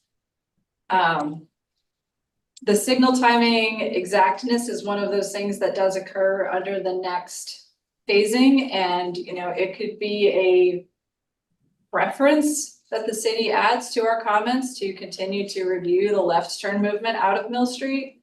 You know, we've looked at this a lot as it relates to the peak hour. And during the peak hour, it is really not possible without actually being an unsafe condition. It's not possible to keep a signal there because of the proximity of the intersection, but it could be a request that we include in our acceptance of the base technical concept. I would also like to add, you know, anyone who has lived in the area long enough saw the transformation of Shelburne Road, where there are many businesses that now have to have a right turn only out of their business, and you go down Shelburne Road and you make a U-turn and you come back up. And Yeah. yes, that was very transformational to the area, but that was a safety improvement that was made. And that is a divided, you know, highway sort of situation. I mean, maybe not divided, but I do see Shelburne Road a bit differently than Colchester Avenue. I don't know, maybe people disagree. It's far more residential than it is commercial. And I'm not, I just don't, I cannot think of any examples I've ever seen where people exiting their home would have to leave their town, drive across a bridge, use a pretty complex and busy traffic circle, only to take a left turn out of what is essentially their dead-end street. And it's beyond a preference for me. I'm sorry, I can't support that.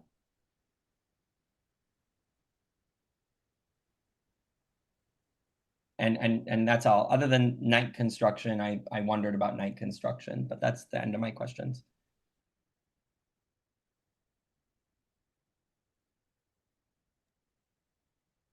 Do you have a preference on night construction?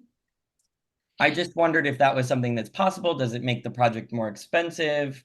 Certainly, given what you just said about how incredibly busy that street is and that bridge is, which absolutely is true. I see it every day. It's incredibly busy. Route 2, I think, has been a highway for 100 years next year. So it's an incredibly busy piece of road. And I do wonder if night construction might alleviate some of these backup times that you had presented on one of the slides.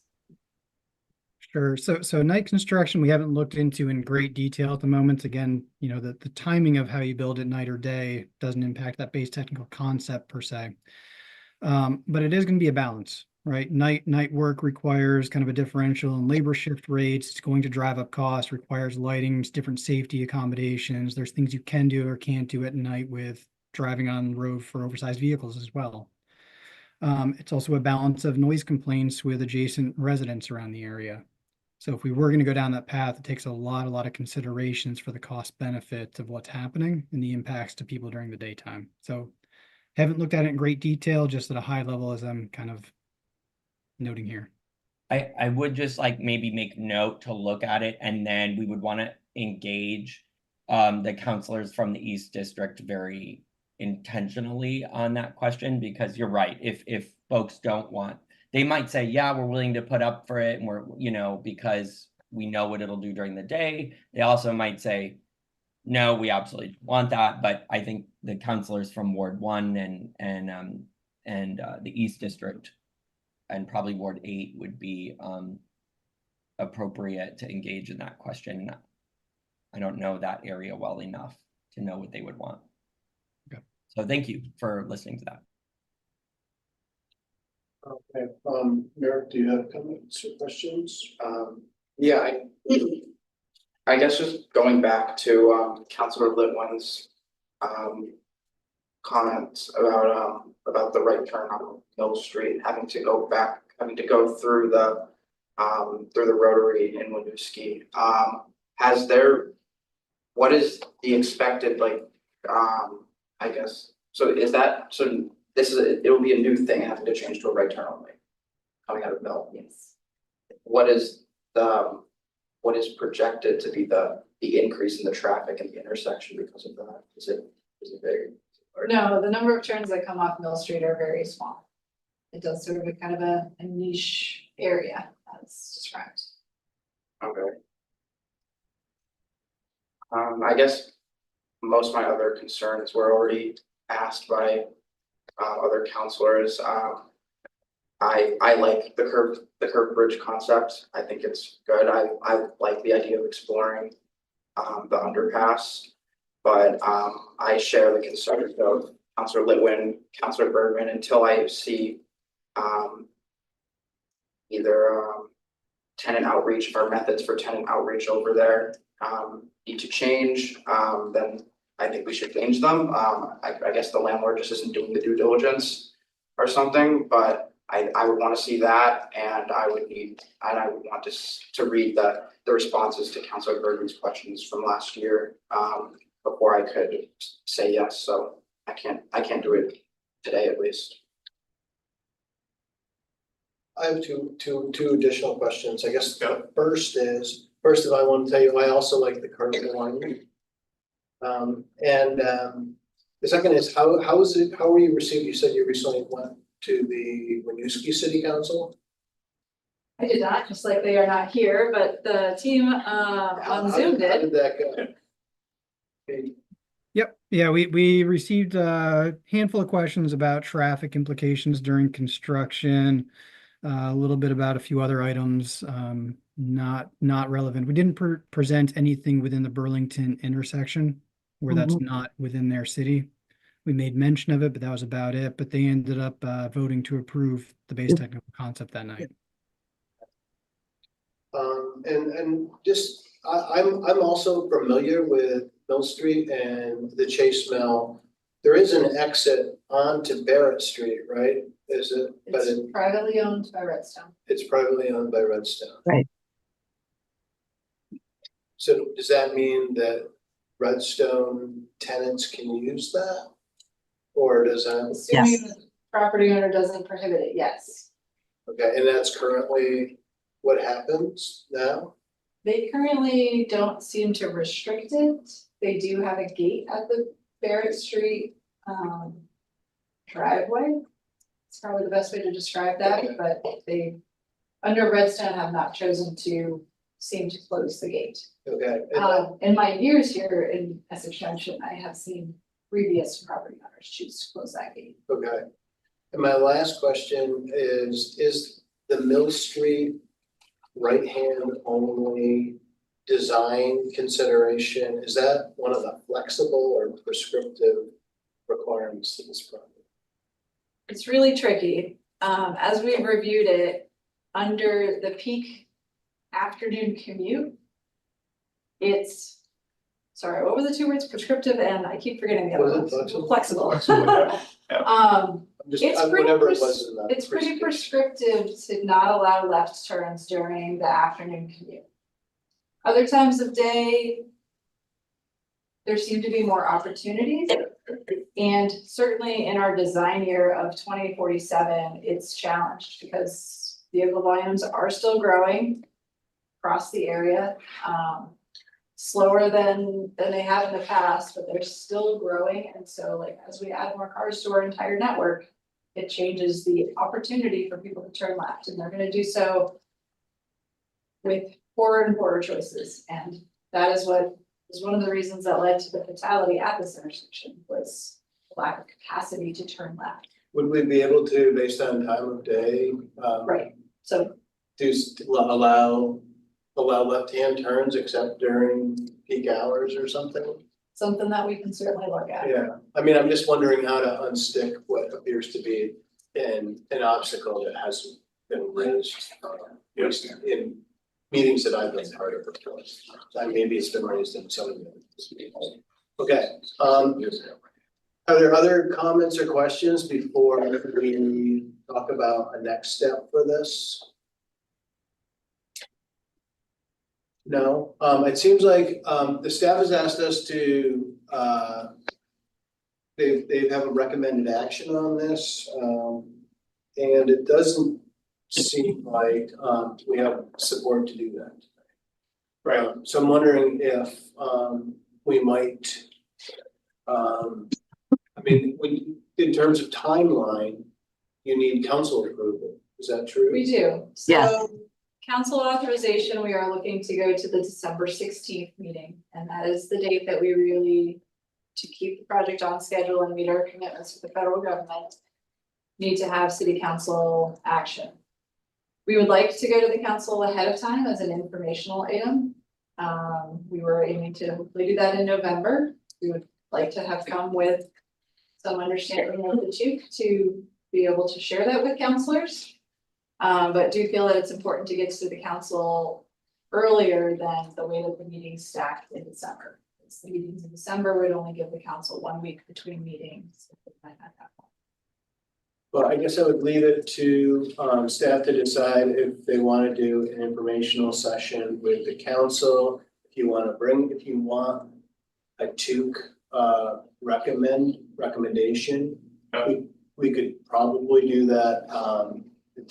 We could address it again at the November meeting, and if you didn't want that and you just wanted to bring it to the full council, that would be another path.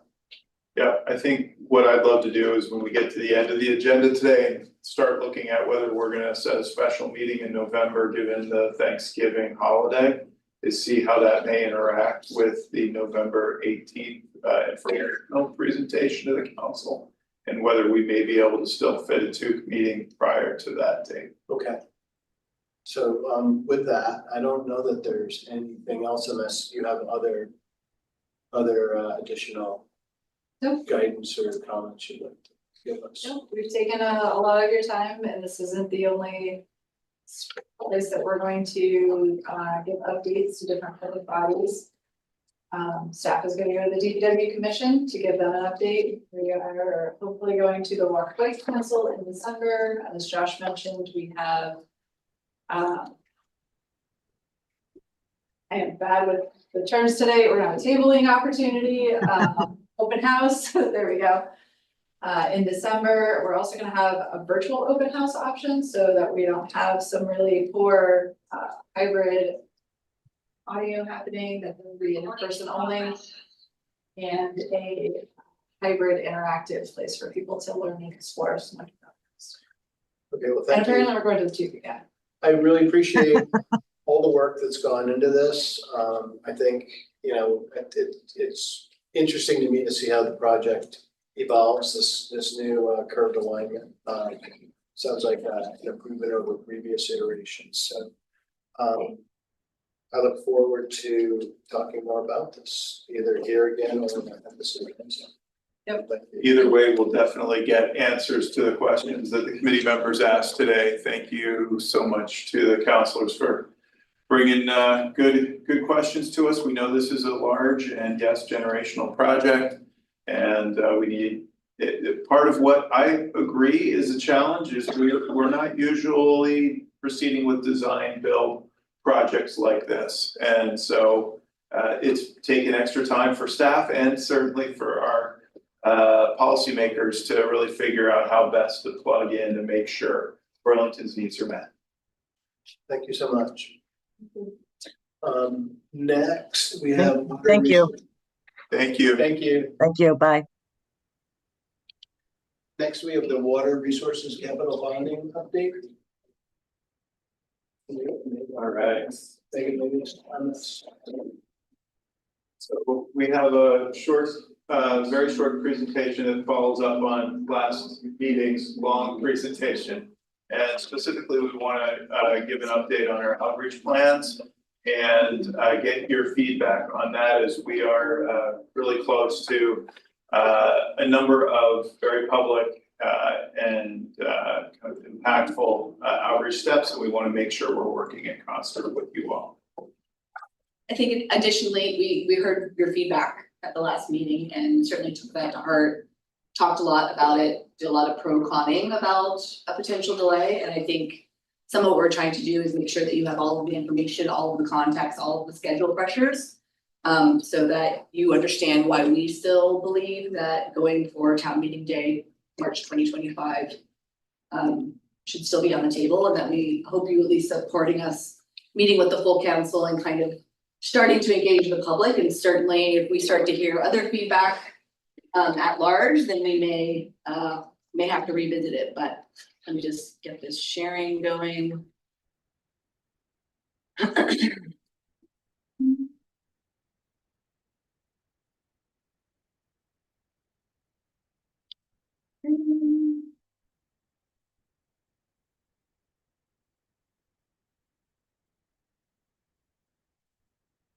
Nope.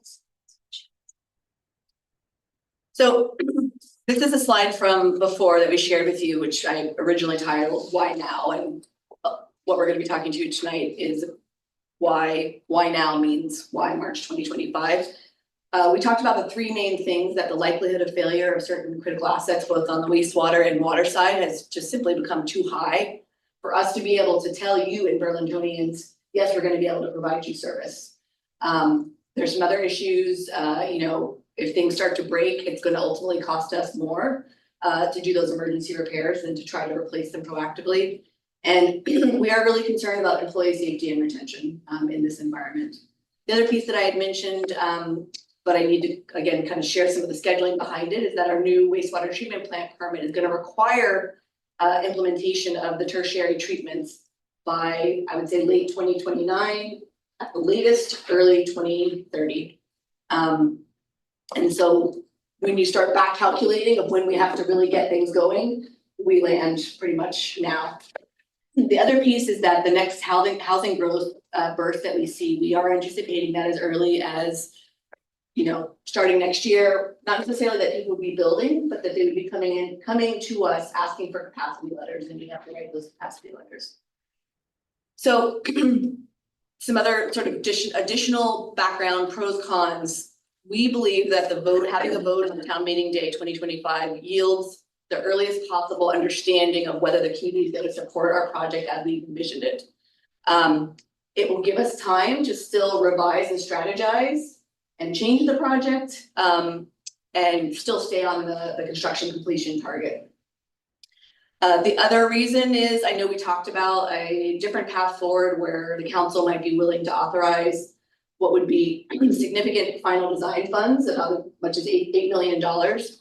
But even if they authorize those, if they did it on the project we have now, and ultimately we go to vote if we go to the voters later on and they vote down our project as we currently have envisioned it and how we would have proceeded with design, we will then have to spend more design costs to redesign it, rejigger it, and all of that. So yes, there's a path forward, but we could also end up spending more money than we need to because we're designing a project that we are putting forward now, but that the voters might not approve.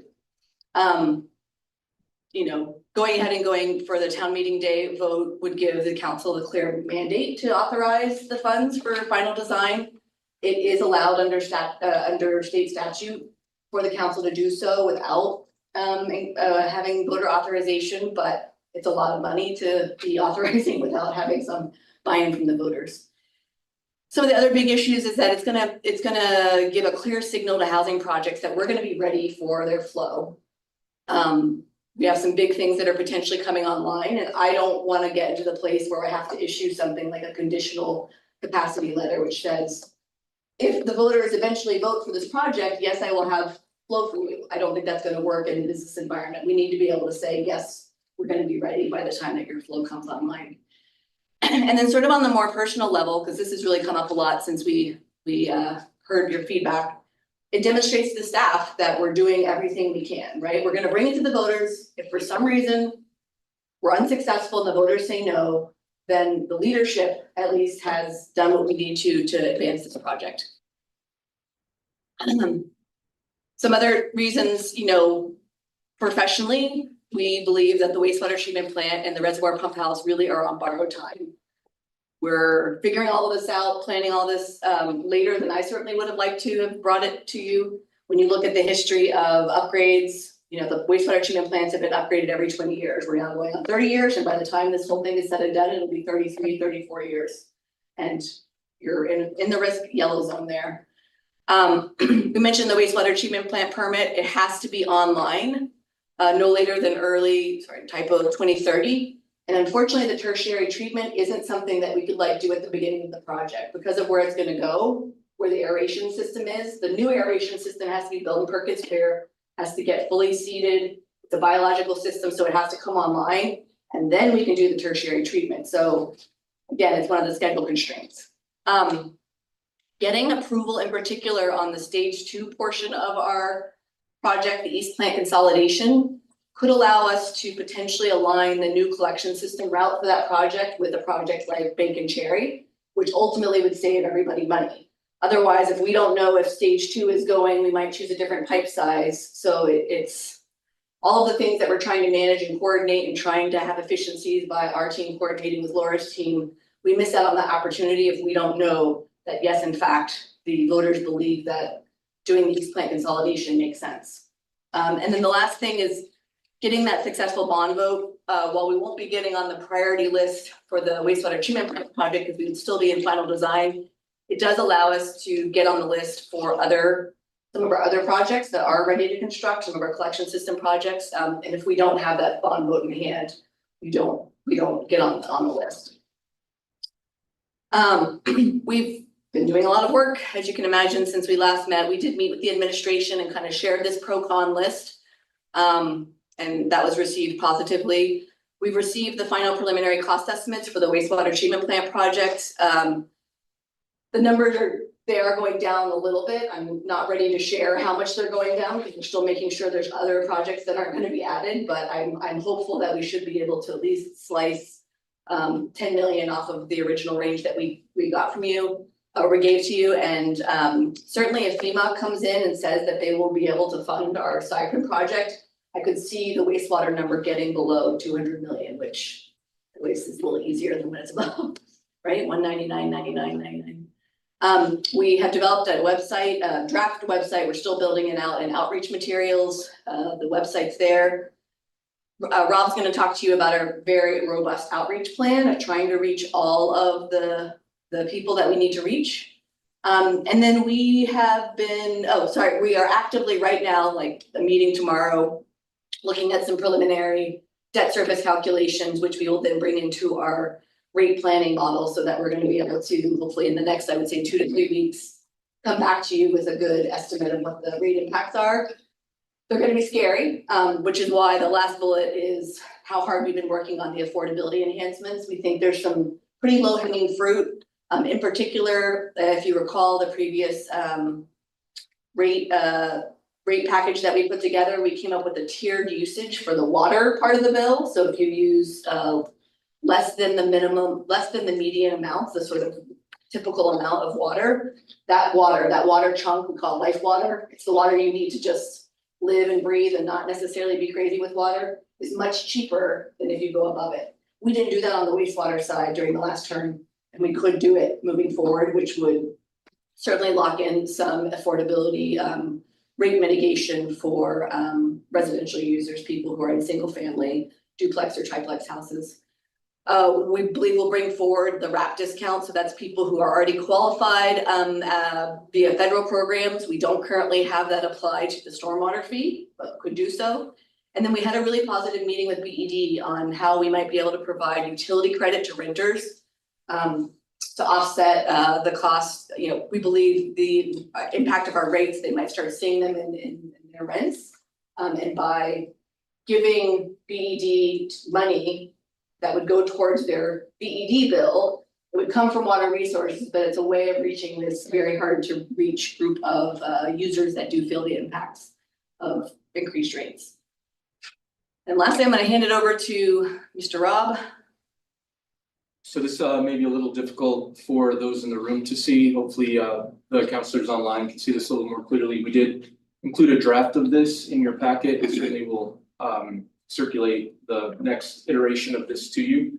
Since this is going to be a little more updated on the board, you know, we realize we have about 4 months from today until town meeting day to reach Burlington residents, tenants, voters, and we think we certainly can do that. We've had a lot of experience over the last few years between the Clean Water Resiliency Plan, the Long-Term Control Plan, even something like the recycling toters.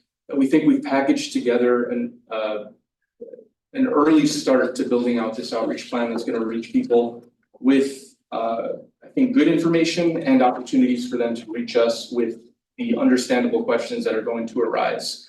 What we're looking to do over the next really few weeks between now and before the holidays really kick into high gear is this initial round of information and education, letting people know, as we've said, what the problem is, that the magnitude of the problem that we're facing, as well as some of the baseline information that we know residents are going to want to know: costs, rate impacts, project features, and really the costs of inaction. What's going to happen if we choose not to act as a community?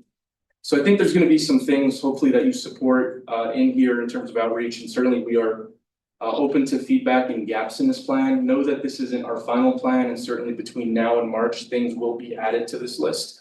But we have reached out to all of the NPAs to hit all of the NPA circuit in November, hopefully.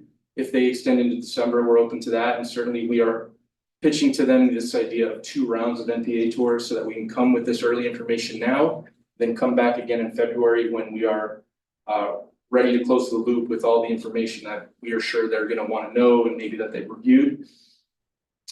We certainly plan on coming back to TUC, our DPW commission, as our formal official stakeholders and as voices of the public. We think we're going to learn a lot from you about how we should be reaching constituents of yours. And we hope we can present you with information that you can carry forward. We plan on some early efforts through a postcard to advise people what's coming in the future, but also how to find more information specifically on the website via a citywide postcard. We are planning for a council work session as that's finalized and approved, and certainly a follow-up with the council to talk more about rates and affordability. In the new year, when attention spans reopen after the holidays, we certainly want to start with hitting a lot of the primary stakeholders in the community, lake stakeholders, business stakeholders, institutional ratepayers.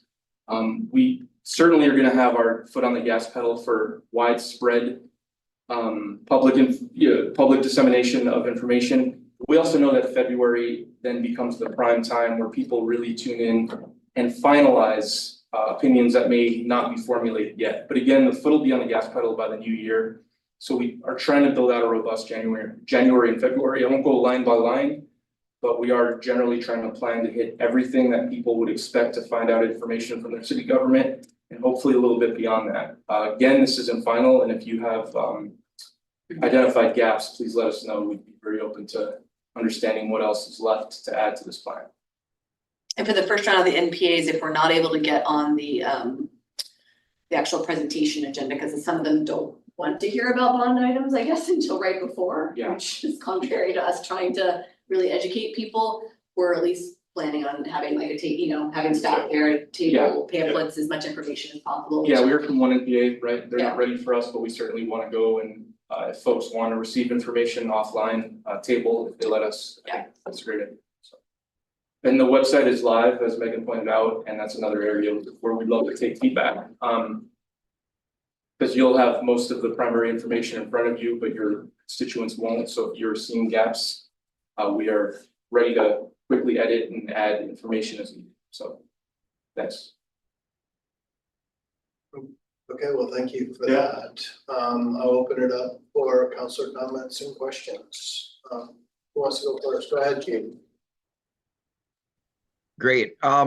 Could you tell me why it is that we're waiting on media into January instead of explaining the problem as soon as possible?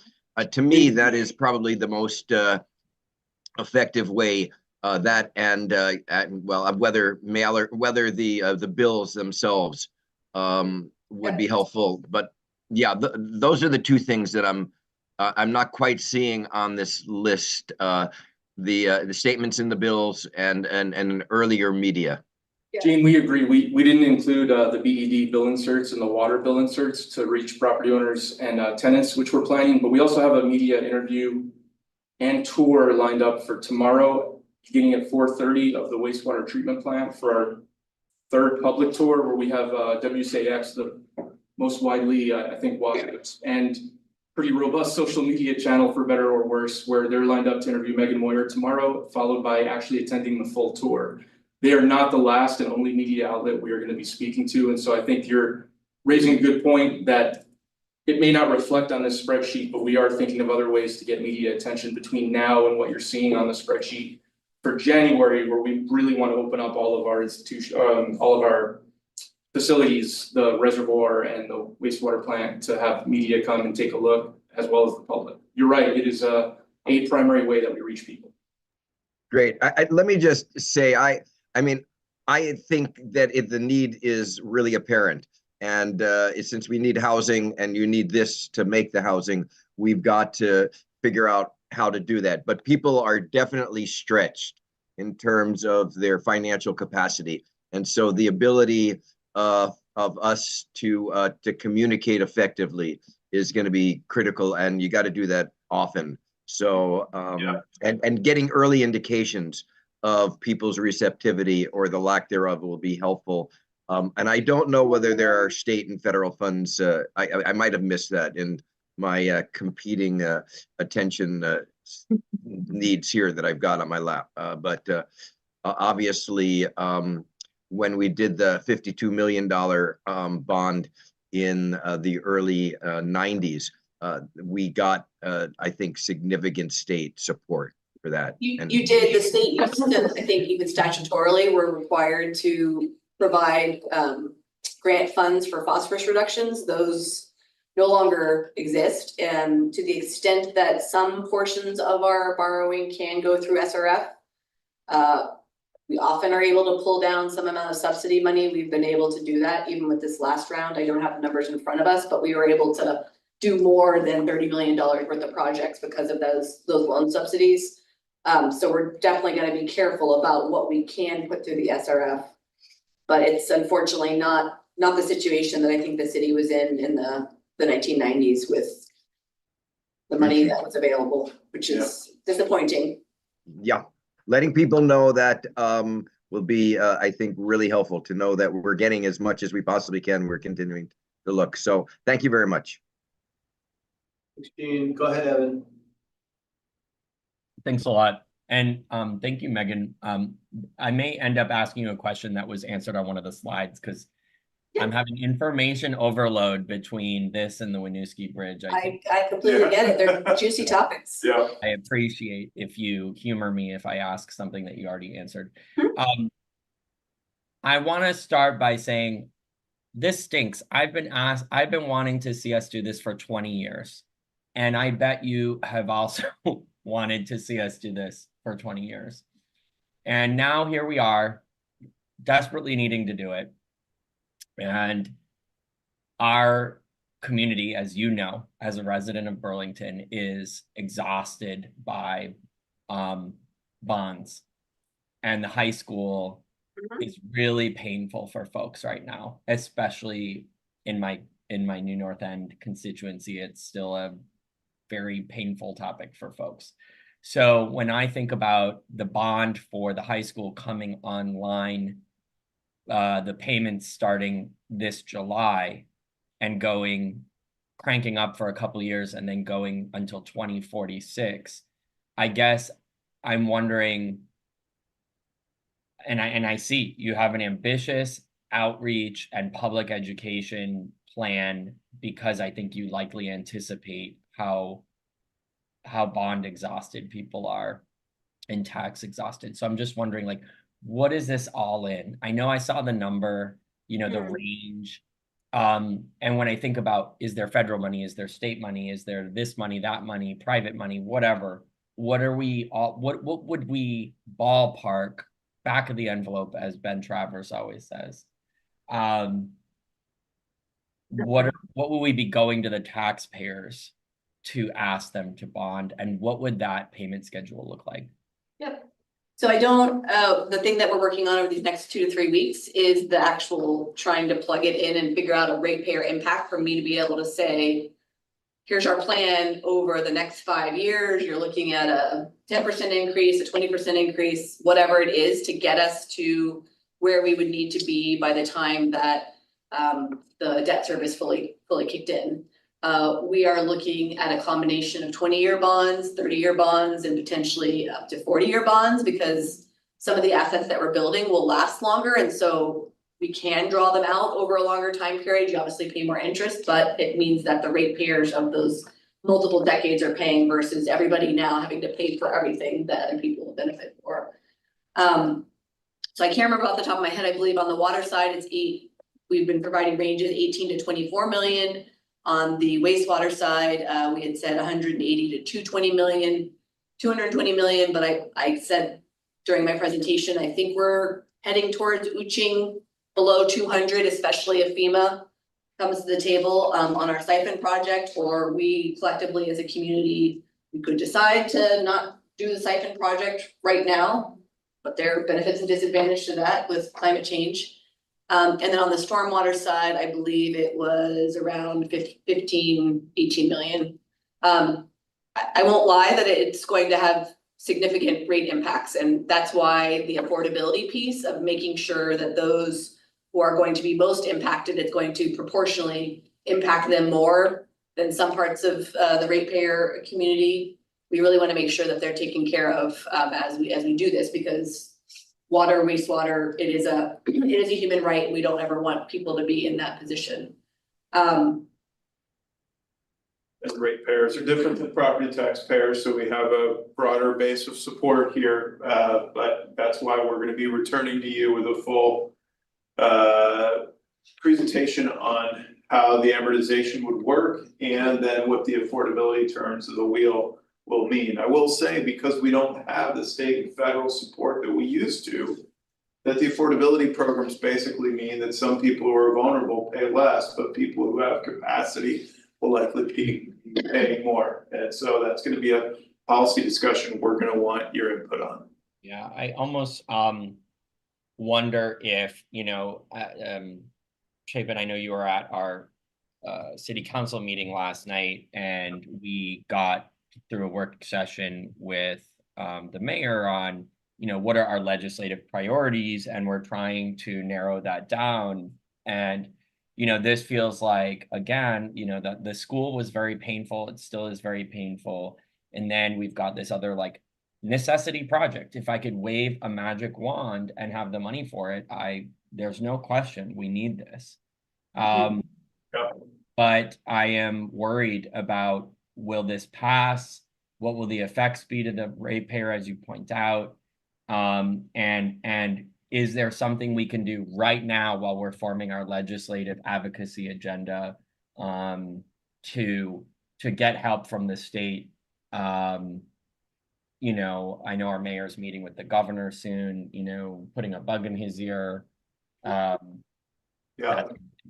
that's one thing that comes up for me. And then really my only other comment is, this is like a notoriously terrible time to try to do community engagement and outreach. November, December, January.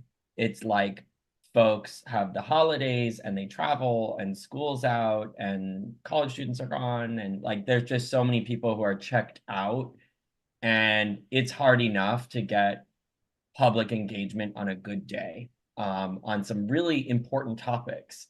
And oftentimes the public engagement comes after they realize that the thing happened, right? And we didn't, either do our due diligence in our outreach, or folks just ignored all the outreach.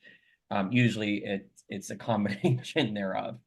And so I guess I wonder, I get why you want to do this timeline so that it can get on the March town meeting ballot, but I guess I'll just put it out there that it might be better or more advantageous to wait. And I guess, specifically on the waiting, one of our scenarios was a fall 2025. Largely because of the permit issue and whatnot. So basically in order to hit having tertiary treatments by 2029, we need to be starting design in April, because it could be 18 to 24 months. It's a very complicated project. It's multiple plants. And particularly figuring out all of the alignment for the East Plant consolidation. So then if it's a 2-year construction project, May 2027 to 2029. So we talked about the alternative where we go ahead and start design, and I guess we're betting a little bit that we go ahead and we design the project as we envision it should happen. And that's what we bring in the fall, and then if the voters vote no, then we're in a very, very bad position of having to spend more money to like redesign the project to potentially get it to a slightly smaller number. It's not gonna be a hugely small number, because if we're not consolidating East Plant, we're gonna have to rebuild East Plant as a plant, so there's still costs involved there. And so it starts to threaten the ability to stick our landing on the construction side. I mean, there's risks both ways, right? We bring it now, and it is the dead season and people don't listen, and then they don't check the right box. Or they don't check the box that would support the project. But then we have a lot more time to like figure out what we're gonna do, and we haven't gotten into design. We haven't asked you to spend $8 million on one design and then have to switch gears.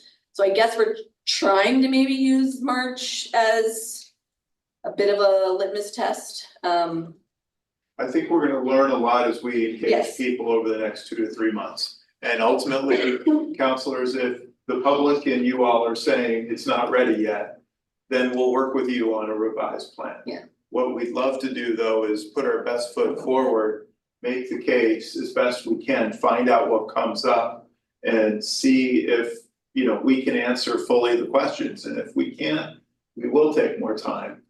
But we want to show the risks of delaying, just so we're all having our eyes wide open. Can I just say one last thing, and then I won't take any more space? The other counselors are welcome to jump in.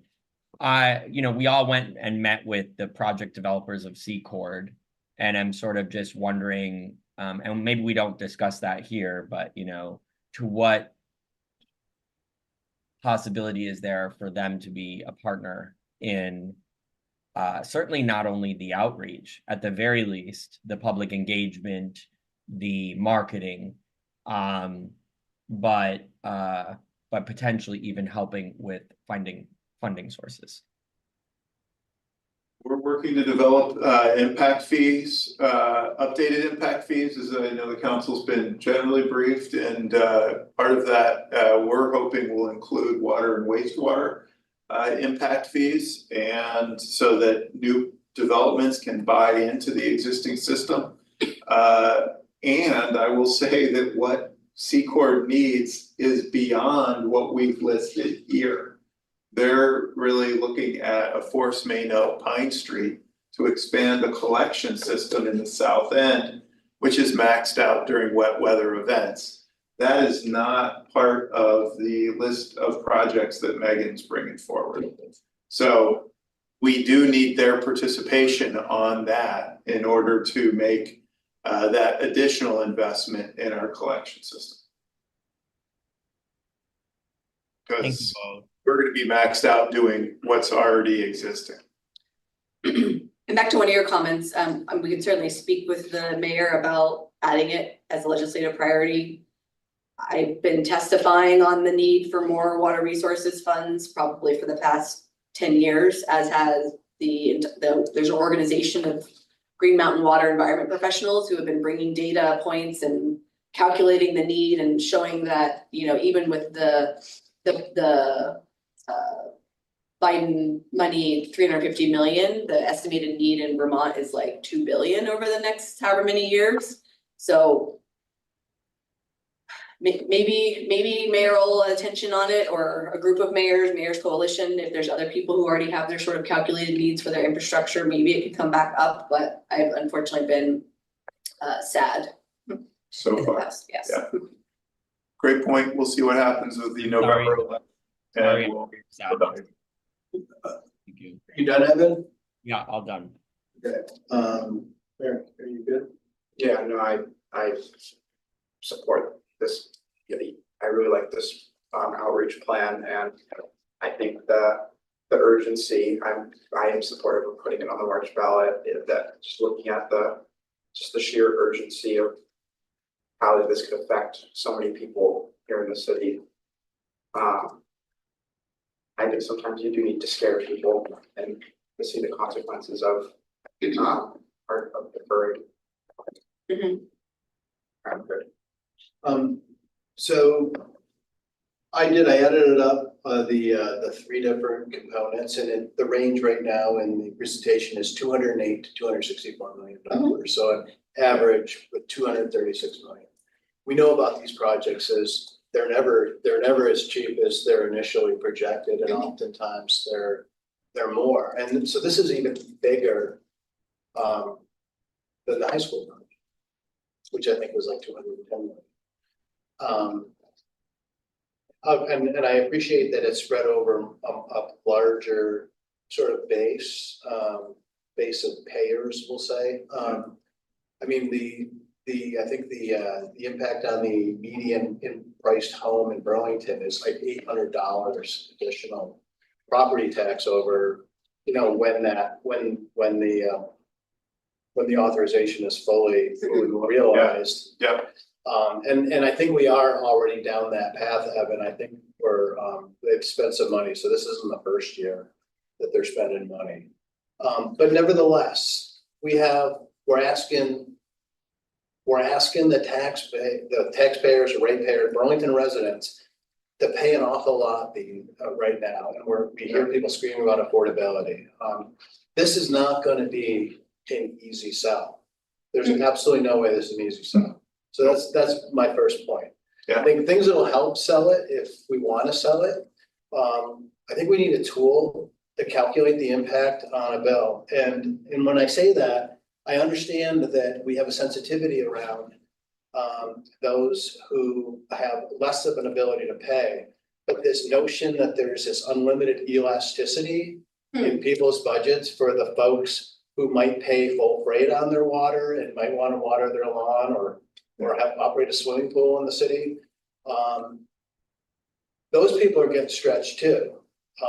And they might have other options. I say often, people in this city, unless we build a moat around or a fence around the city, people in capital have options and in other communities, neighboring communities. And we've seen businesses leave, we've seen people leave.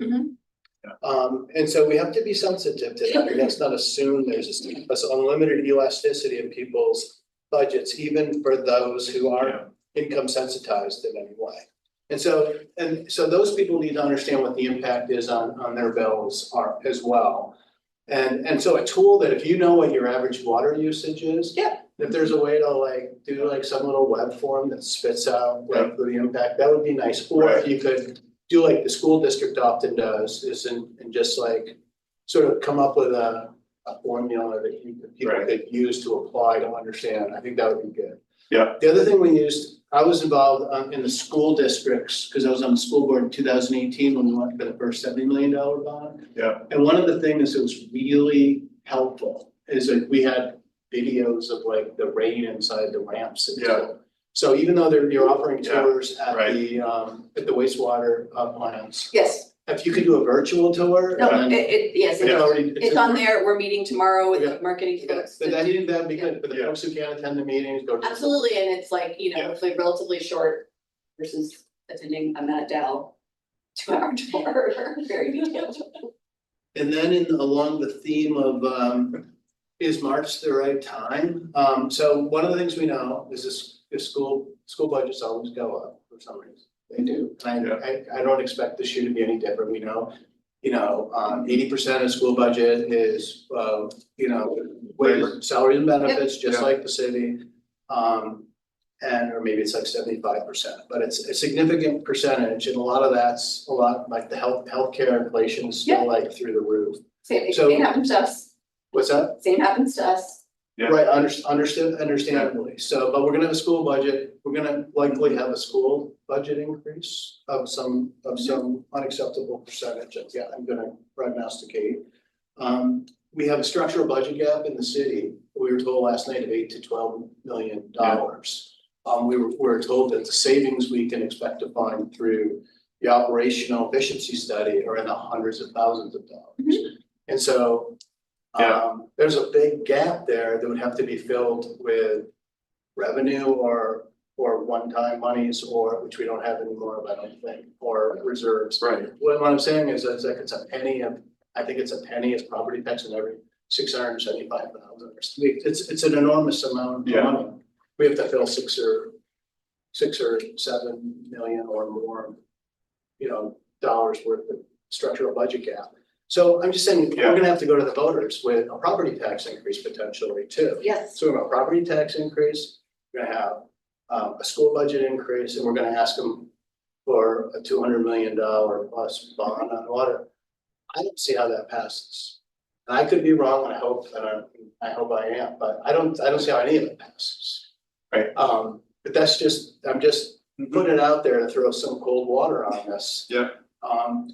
I'm not saying you don't take it to the voters, because I agree that we have to make the case, and a lot of times people don't listen until it's on the ballot. So maybe it has to be on the ballot once before you get it passed. It's definitely something we need to do. I just don't, maybe I'm wrong. I've been wrong on the voters before, so. We do only need, I mean, still hard road to hoe, but 50% on a revenue bond versus the 2/3 that you need for other. Yeah. I think my biggest challenge, is what's the solution? Like, I've been racking my brain, what is the alternative? There is unfortunately I can't come up with an alternative. It's the bond, all of the other financial things are not necessarily going to get markedly better. The school bond is going to be there for a long time, so there's nothing that's like sunsetting in the next 5 years where we could be like, okay, we're just gonna hold on. It's hard because some of the things that the city needs, like, it will benefit us to have growth. But if we don't have the wastewater capacity to support that growth, and we start getting dinged by the state because we're beyond the 80%, and then now we're having permit violations. I don't wanna have permit violations, but if we have permit violations in these intervening years, but I have a bond vote in hand saying we are working on it, we're building this as fast as we can. I think it's a different conversation, it's a different perception than what's Burlington doing? They're not fixing the stuff, so. If there's a different way of doing it, please let me know, cause I'm like, I'm not scratching saying my that head. there is. I'm not saying Yeah. that there is. I'm saying I'm not I'm realistic. Yes. I'm just saying, when you add all these other things It's up, and you look at the broader context of stuff we're gonna be asking for on town meeting day. It just seems like a really heavy lift. Yeah, I don't disagree, and the piece that was, in addition to what you mentioned, is the general fund capital. To continue to pave roads and do sidewalks. There's talk about trying to bring forward some slug of general fund capital to continue that work, so. Well, there's a charter change too that would take it from 2 to 10 million. That's kind of the longer term kind of I hope, understand. while there's a shorter term bond That would be ask. helpful too. So, this is not gonna be easy, I think, which just goes back to, let's start the conversation, see what comes forward, what falls back, what issues arise, and we will be nimble. And maybe take it to the voters regardless, and see what Yeah. happens. I mean, it spreads the risk across the whole community. We have this issue, we have this challenge. We're gonna do the best we can to mitigate the impacts, at least for residential folks, right? But if the community says, no, we don't have the appetite for it right now, well, then we are all in it together. Can I add my perspective as my Colchester resident? So Colchester is facing $115 million school bond vote this year. We last year voted on a rec center. Helpful, but luxury. And the year before that, we voted on a sewer project. More required. As important as the school.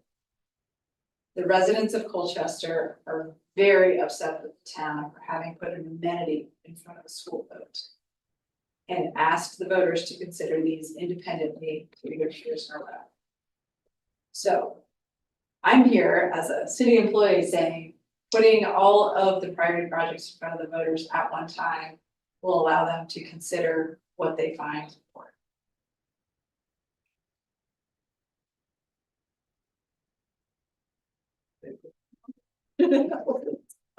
Any other, go ahead, Evan. And then we'll probably try to wrap this up. Yeah, thanks, Mark. I do just want to say, Megan, I totally agree with you. Like, you know, when you say, I don't know what the alternative is and what's the alternative, like, I feel for you because you're absolutely right. There isn't an alternative. And I think ultimately what Mark is saying is sort of what I was also trying to say, which is that it is going to be a very hard sell. And I appreciate the comment about Colchester.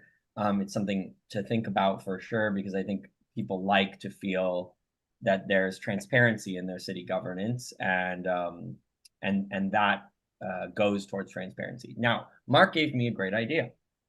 He asked about a tool, and well, I think my idea is great, but he asked about a tool, and so that people could see the changes to their rate, and commented about, you know, that not everyone has this sort of like endless elasticity. I don't disagree.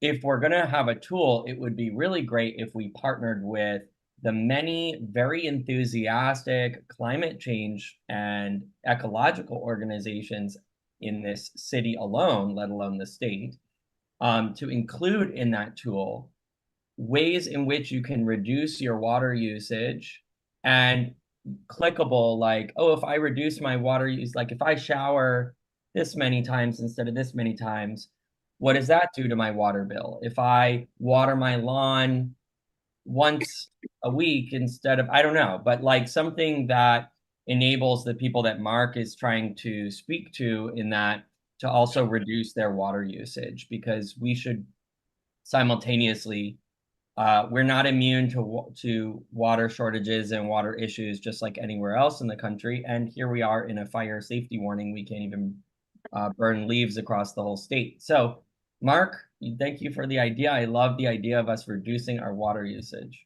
One question, a follow-up question ahead of that, because I've been going back and forth with our billing director.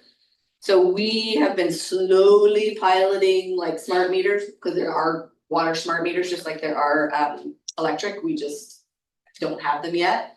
And so we think that could, if we can figure out how we can do it and how we could roll it out, or how we could still align it with our meter replacement program, but then make it available to people who want a smart meter, because there's certainly people who are going to not want a smart meter, but it does give people more control. They'll be able to set like budgetary limits.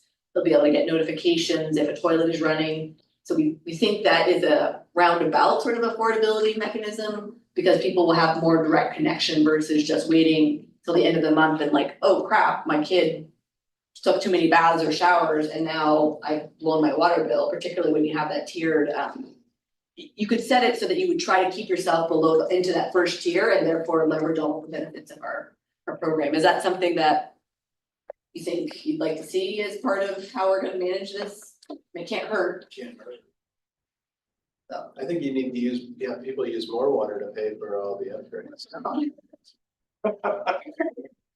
Well, I just want to remind, you know, when we talk about ratepayers, we're also talking about, you know, renters. And when we separate the idea of homeowners versus ratepayers, it's sort of like semantical to me, because the landlord still raises the rent.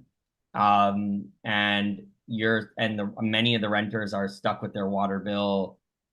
They pay it themselves anyway. So I love the idea of the smart meters, but I just want to clarify for our, you know, our chair's sake, you know, in some of the conversation we've had, like renters are just as, if not more burdened. They are not locked into $1,100 mortgages from 30 years ago.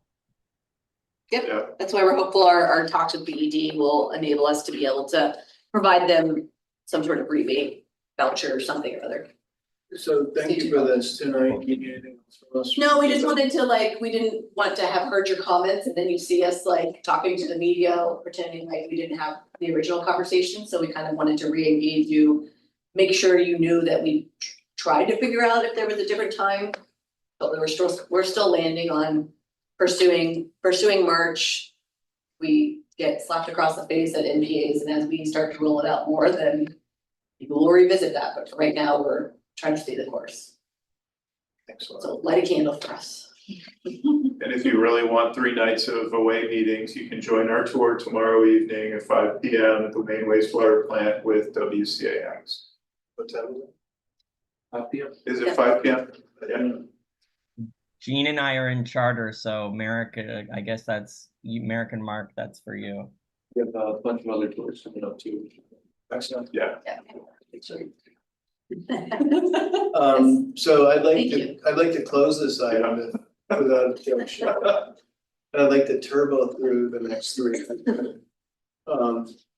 So next one is Courthouse Plaza parking. And this is a continuation of the discussion we had last month with some additional information. Correct. Okay. The turbo is staff recommends continuing this program that the council approved until the time in April where we get to renegotiate the number of leased spaces in the Courthouse Plaza garage. Utilization this month, October, is on track to be our busiest month yet. We're around 69 transactions, paid transactions a day. We are accommodating different volunteer activities in the garage. The poll workers working in Ward 8 at Edmonds. 6, sorry. 40 poll workers will be using that garage as part of their work so that they're not impacting the school and the teachers trying to do school on the same day we're doing elections. Ultimately, yes, this is an investment. I feel strongly that this is an investment in supporting our businesses that are going through a tough time with a multi-year project. Happy to have a longer conversation later. There's no imminent action needed unless the committee wants to recommend deviating from the agreement that's already underway. That's a short presentation. Well, I'll start this time and I'll just say that I'm supportive of staying the course and then reviewing this when we come up for our renewal. I think it's in March or. Yeah, the renewal is in April, but we need to discuss in March how many spaces we want to lease. Yeah. But what do others think?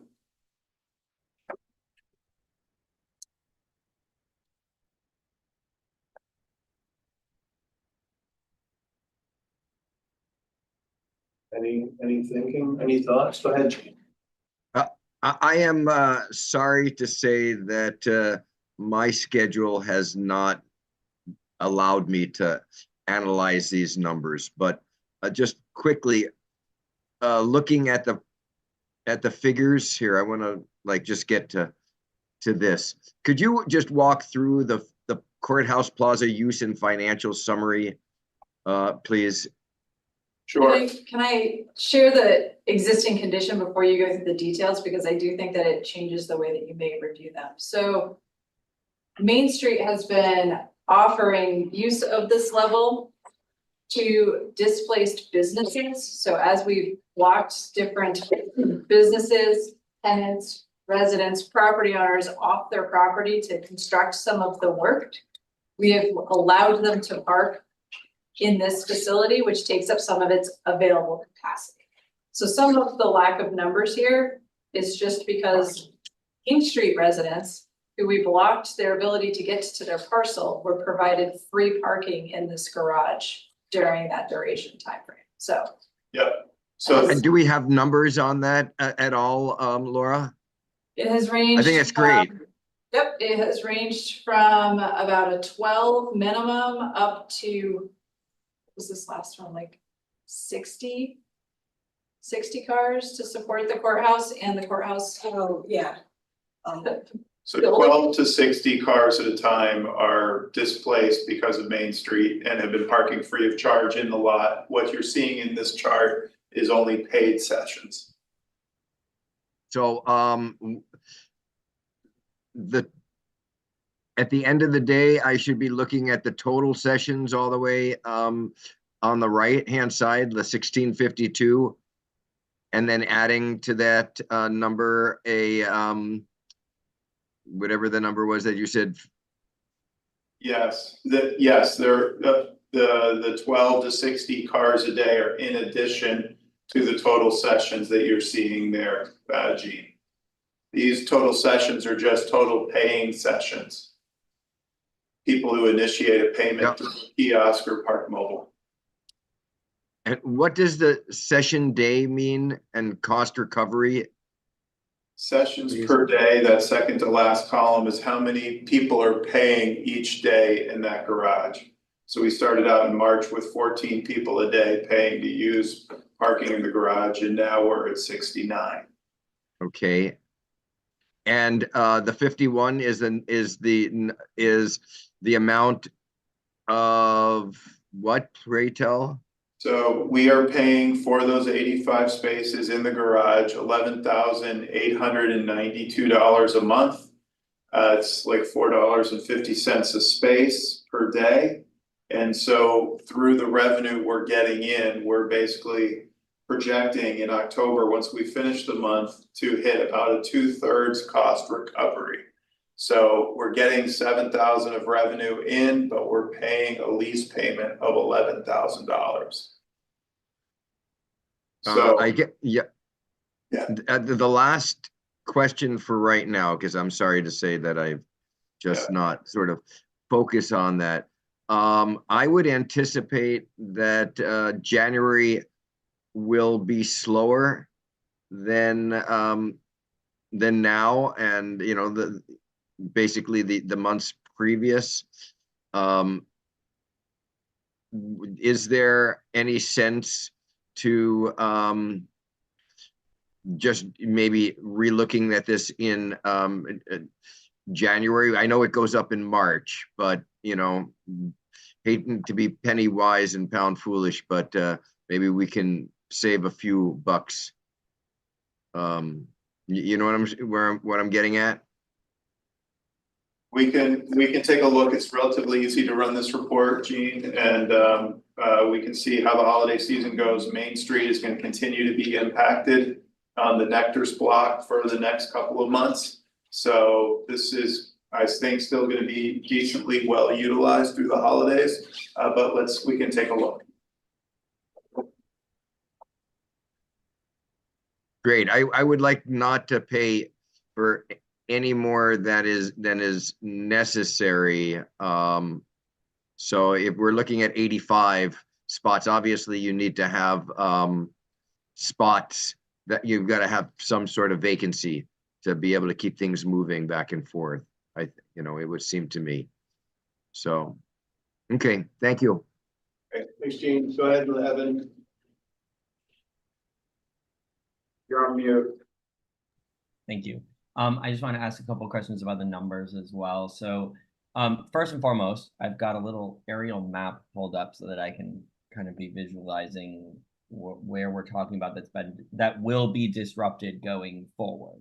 So what blocks are you saying that from today through March, folks will not be able to park in their parcels? Starting already this week, we've displaced people at 110 Main Street. So that is like across from TD Bank. Yeah. And within the next couple of weeks, we will be blocking Nectar's driveway. In addition to this, there are 3 different businesses that the parking back there supports for the workers within those businesses. And then, oh man, so hard off memory. Then the access to the parcels minimizes with the rest of the work. But as we came up King Street, Church Street, and that area, we had some pretty significant individual parcels that we were blocking that this supported. But those are now done, right? Yes. Okay, so right now, what we're talking about, sorry, I'm just trying to make sure I'm following. We're talking about TD Bank being blocked, so that particular section across from I guess City Hall, or not City Hall, whatever TD Bank, corner of St. Paul and Main. And then Nectar's. Anything else other than Nectar's and TD Bank? Those are off-street impacts, but on-street, we're having massive continued on-street parking impacts for months. From which blocks? Yep, so the Main Street block between Church and South Winooski will have no on-street parking access. Most of it has already gone today. That will continue for the next 8 weeks. There is ongoing on-street removal of parking for the waterwork. The waterwork continues between now through Thanksgiving, and then the blocks that are west of Church Street, that parking restriction will lighten through the holiday season and only become one side of the street as we install new stormwater. So there's still significant on-street parking impacts that are going to occur over the winter. So when I'm looking at the Main Street block, for example, between Church and South Winooski, I'm counting maybe 20 to 25 parking spaces based on the satellite view. And you're doing this in phases, correct? Sure, the contractor has 2 crews working, so they're working in 2 totally different areas at the same time, which has increased the on-street restrictions. So we've got about a loss of, let's say, 25 parking spaces on Main between Church and South Winooski. And then you're also talking, there's a loss right now simultaneously on Main from St. Paul to Pine, is that correct? Yes. Okay. And then there's probably another 30 parking spaces there. So maybe there's like, maybe even a little more. So maybe we're talking like 55, 60 parking spaces. And then anything else that you can think of? The Main and Winooski lot is still restricted for supportive construction activities. I mean, we are probably short the parking supply in that immediate downtown area for support and direct construction activities of upwards of 100 spaces. Sorry, which one's the Main Street lot? Main and Winooski, it's about next to the fire station. Correct, yep. We have firefighter parking in that lot and construction staging. Got it. So, I guess what I would be interested in is how many of the subsidized parking spaces or the free ones, sorry, are we giving free parking spaces to the people with businesses on those blocks? Only to people who have off-street parking that we are blocking their access to their parcel. Yes. Okay, and now everybody else is paying. Thank you. But they're only paying, they're paying a lower rate than the rest of the meters? They're paying the city rate of $1.50 an hour, which is the gray meter rate. The private parking previously was $5 an hour, which was the premium kind of, charge as much as you can for Flint shows and be vacant the rest of the time. Right. Are they, and so our loss is what you're saying, our loss or our gap is the difference between we're paying the $5, but they're paying us $1.50 of that $5. We're paying about $4.50 a day per space. And we're getting in revenue somewhere around $3 a day in revenue per space. So we're subsidizing, which we projected and we told the council when we started this was a business and community kind of preservation investment that the traffic fund is paying for to mitigate the impacts from construction. Well, the reason I'm asking these questions is to get at this, and just to be clear, I wasn't on that council at that time, nor was Councilor Broderick. So I just want to be like mindful of the fact that I'm trying to piece this together because I didn't know anything about it until Councilor Kane brought it up last month, and so now I'm trying to understand your perspective and the background, and I realize we're sort of now I'm kind of at the point where I feel like we're nitpicking over $1 per parking space per day is what it sounds like, correct? In that general area, yes, and my apologies if my comments, yes, you deserve to have all the information. I think, you know, staff feels that this is an appropriate expenditure, but we are more than happy to talk and get you data and keep you informed with how utilization's going. No, I think this is fine. I just wanted to be clear, like, Yeah. I appreciate your comment because, you know, when you say we explained this to the council, this is what we did, I wasn't on it, so. Yeah.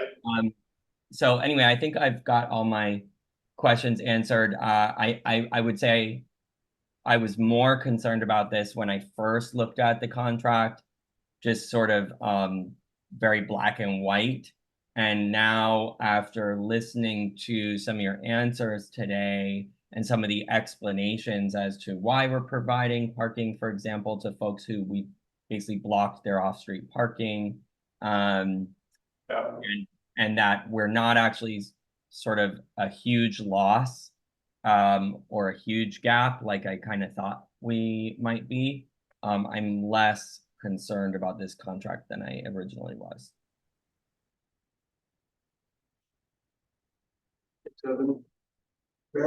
Yeah, I just wanted to say that I'm also in favor of taking a look at this in January after the holidays are over.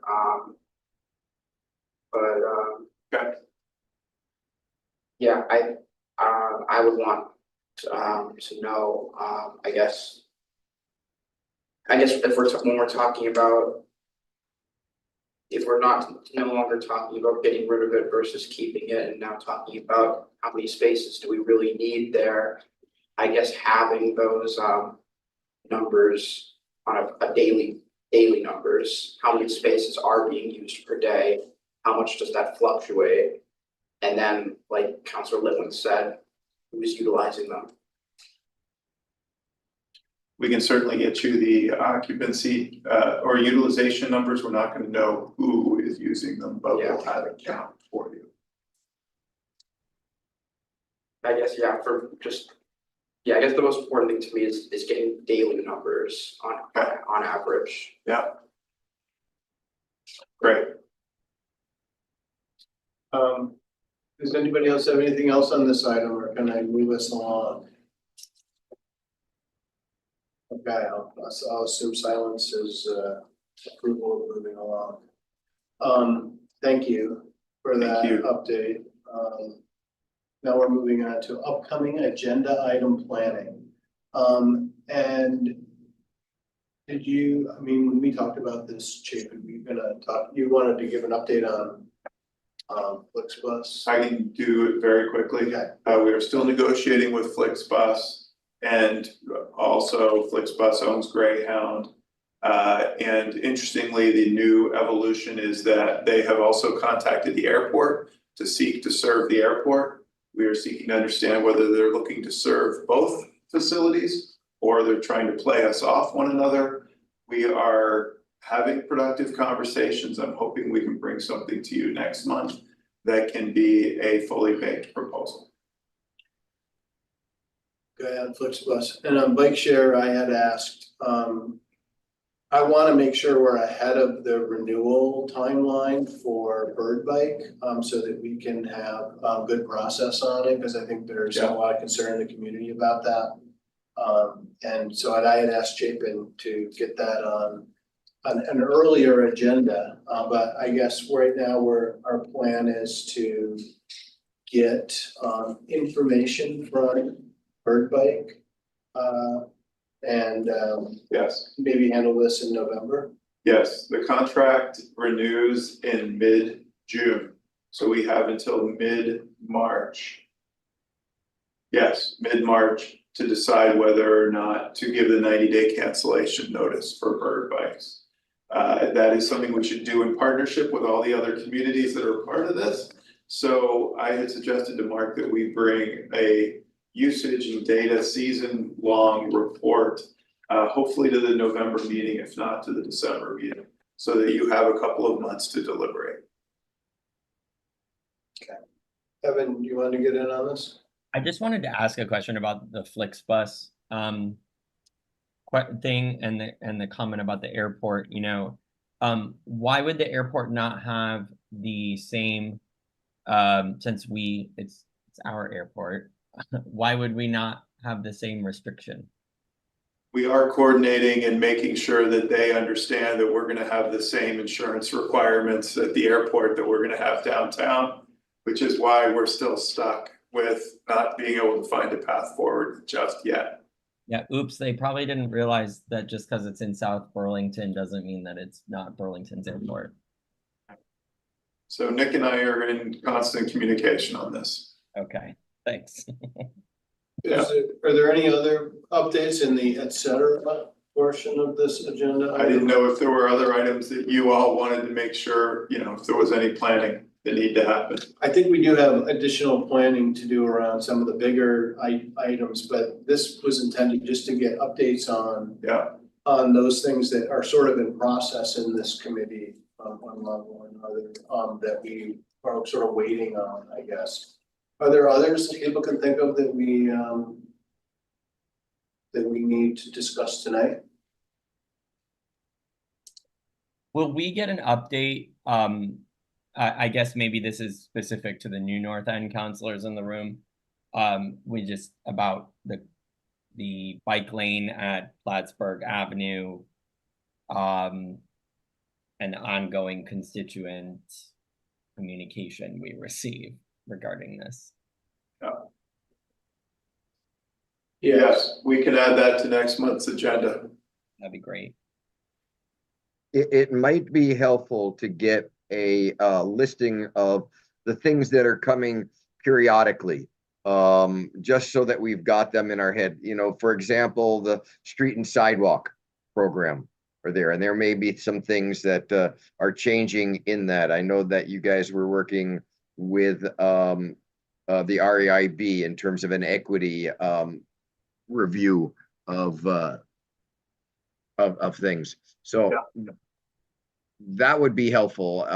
So we've got we can be looking forward instead of it coming on us at the last minute, because my own focus is on the big things that we continue to have to shepherd, like this benchmarking item. I can work with Chapin, and we can try to compile a list of those big items and the sort of recurring items, maybe, so we know that. Yeah, great. Anything else on this item before we move on to next month's meeting? Can I just say thank you? Actually, I want to, every now and then I like to say something nice, which is I want to thank Chapin and Jimmy Johnson, and who's not in the room but works for Clayton Clark, and Laura Wheelock, for helping me over the past 6 months get the bus stop moved out of the doorway of the Turning Point Center. And I've already received an email from the Turning Point Center leadership about how positively impactful that has been for them. Just they said they noticed immediate positive impacts. So I just wanted to thank you for working with me and with Turning Point to make sure that that they have what they need to create a safe and welcoming and calm space in there, so that folks who are in recovery or wanting to start their recovering journey are not harassed or triggered or anything else.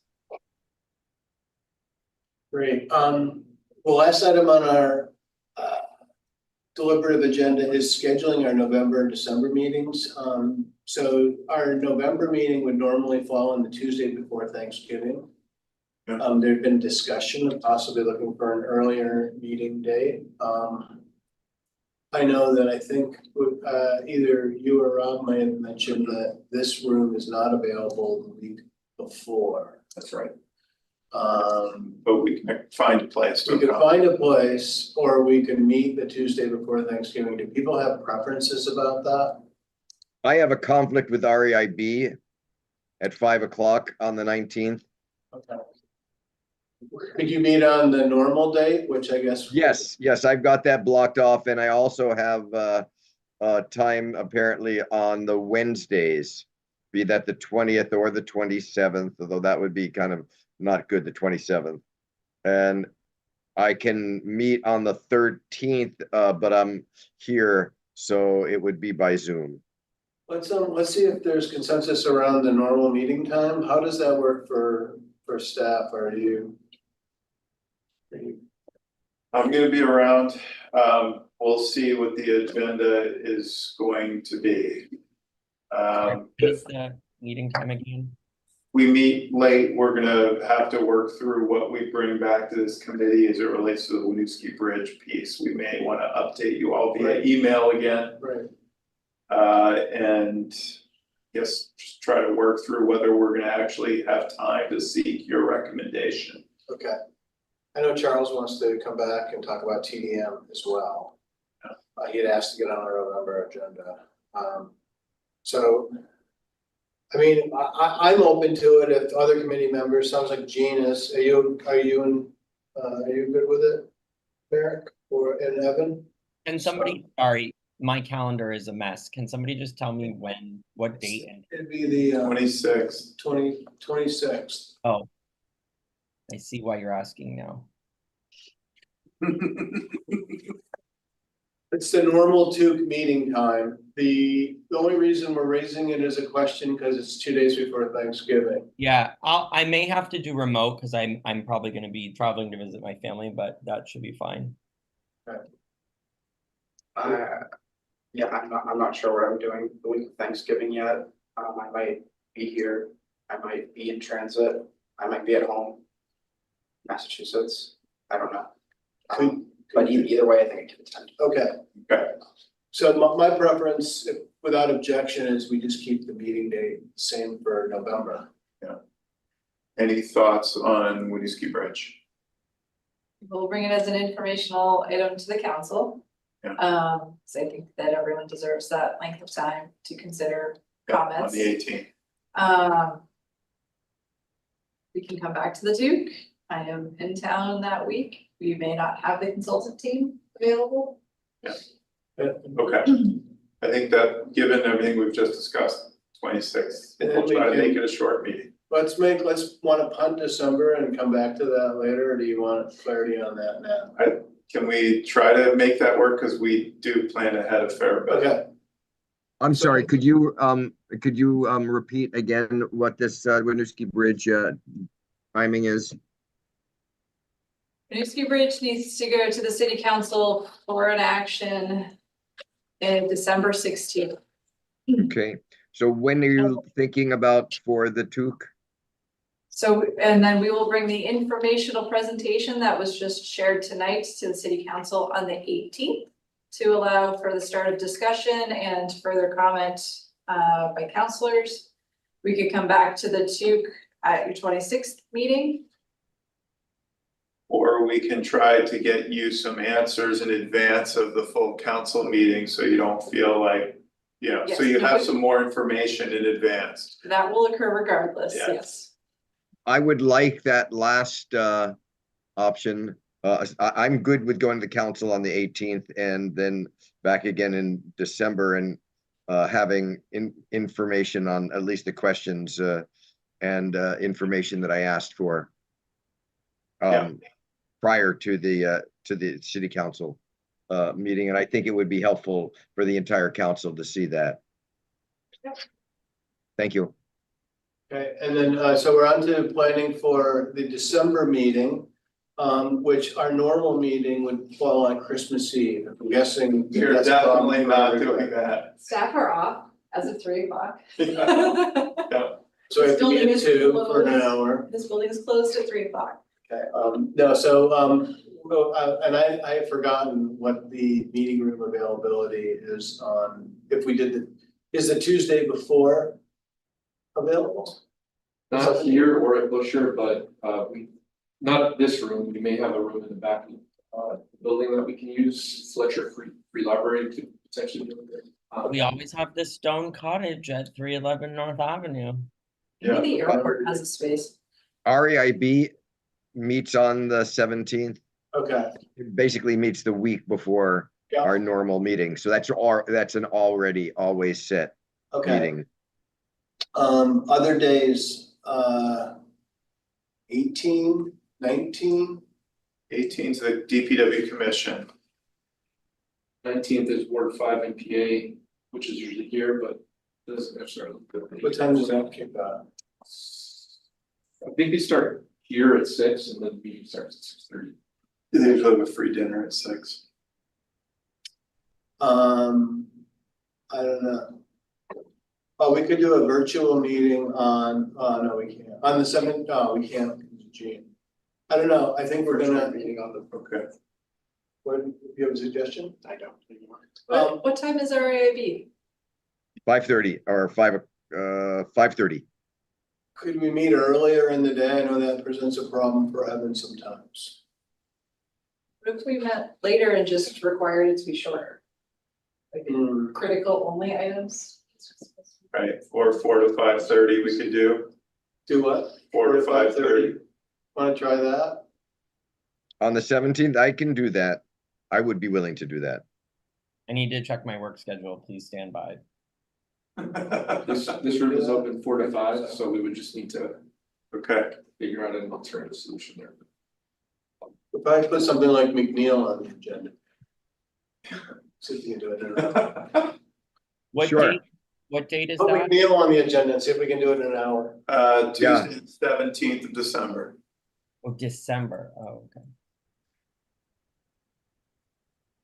I think that should work fine this far out. I can kind of like, make up the work time, so. And we can plan the agenda so that it fits into an hour and a half. Yeah. I may have to, again, do virtual if I can't get from the office or something in time, but I've just put 2 gone for 4 to 5:30.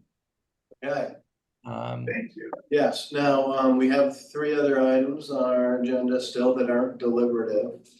Do you have the director's report for us? Are there any councilor items? I guess that's where Actually, I'm just curious as to whether we're going to be taking more testimony or doing anything with regard to the benchmarking ordinance, given how we moved with that yesterday. I would say that we should tell folks to, I know that BED, I spoke to Darren, he said they're gonna proactively outreach to owners. I don't know exactly how they're gonna do that. I think they have a good idea about at least some of the affected folks. I've reached out to BBA and let them know. We could encourage them to give feedback at the 2 meetings and at the city council meetings between now and December 9th, when we'll do a second reading. So, but we don't have a specific item addressing it on those agendas. I mean, that works for me as long as we're flexible enough to address issues that come our way so that we are not accused of railroading anything and not paying attention to folks, because I don't think it's any of our intention to do that. I agree. So I think it's gonna take some extra diligence on the part of, I know that I'm going to be doing that with BBA, because I know they have an interest in this, and Darren had said he's going to be doing outreach. And I know that includes at least the institutions, if they have buildings in that cohort. So, I mean, that's sort of the intention right now. I can live with that. Okay, any other councilor items? Yes, very quickly. 2 quick things. One is just a quick plug for the Winooski Bridge thing and the right turn. If you could do a little bit of what it sounds like Darren's doing, which is reaching out to the homeowners, it would be great if folks could get a door tag or an envelope that live on Mill Street, and including all the businesses registered there in Chase Mill. I don't believe, I could be wrong, but every company has its, communications hurdles. But I don't believe that Redstone reached out to us as a tenant. I can double check that with my boss. And then, so I just think it would be great if folks knew that a right turn only out of Chase was being considered. And then lastly, Chapin, you very nicely put a speeding, what is it called? A speed meter? What are those? Radar detector. I don't know. Something like that. Radar speed feedback signs? Yes. Yes, the speed sign. Yeah. You put that on Plattsburgh Ave back in spring when I first became a counselor. And I had asked you, and I think when we had our first TOOC meeting that I was in where we talked about workflow and what we wanted to get in there, I think was July 11th or something like that. I had mentioned traffic calming or something like that to the effect for Plattsburgh Avenue.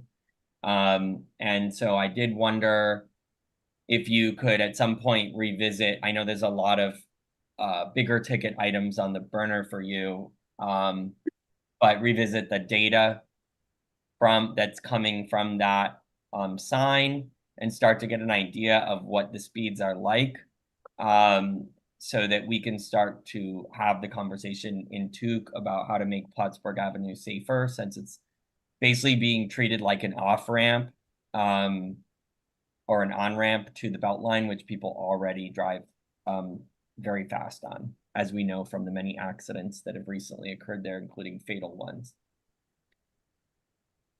Thanks, Evan. I think that if there's no other councilor items, I will adjourn us at 8:43. So much for getting out of 7. Did you say that? Did you say 7? So yeah.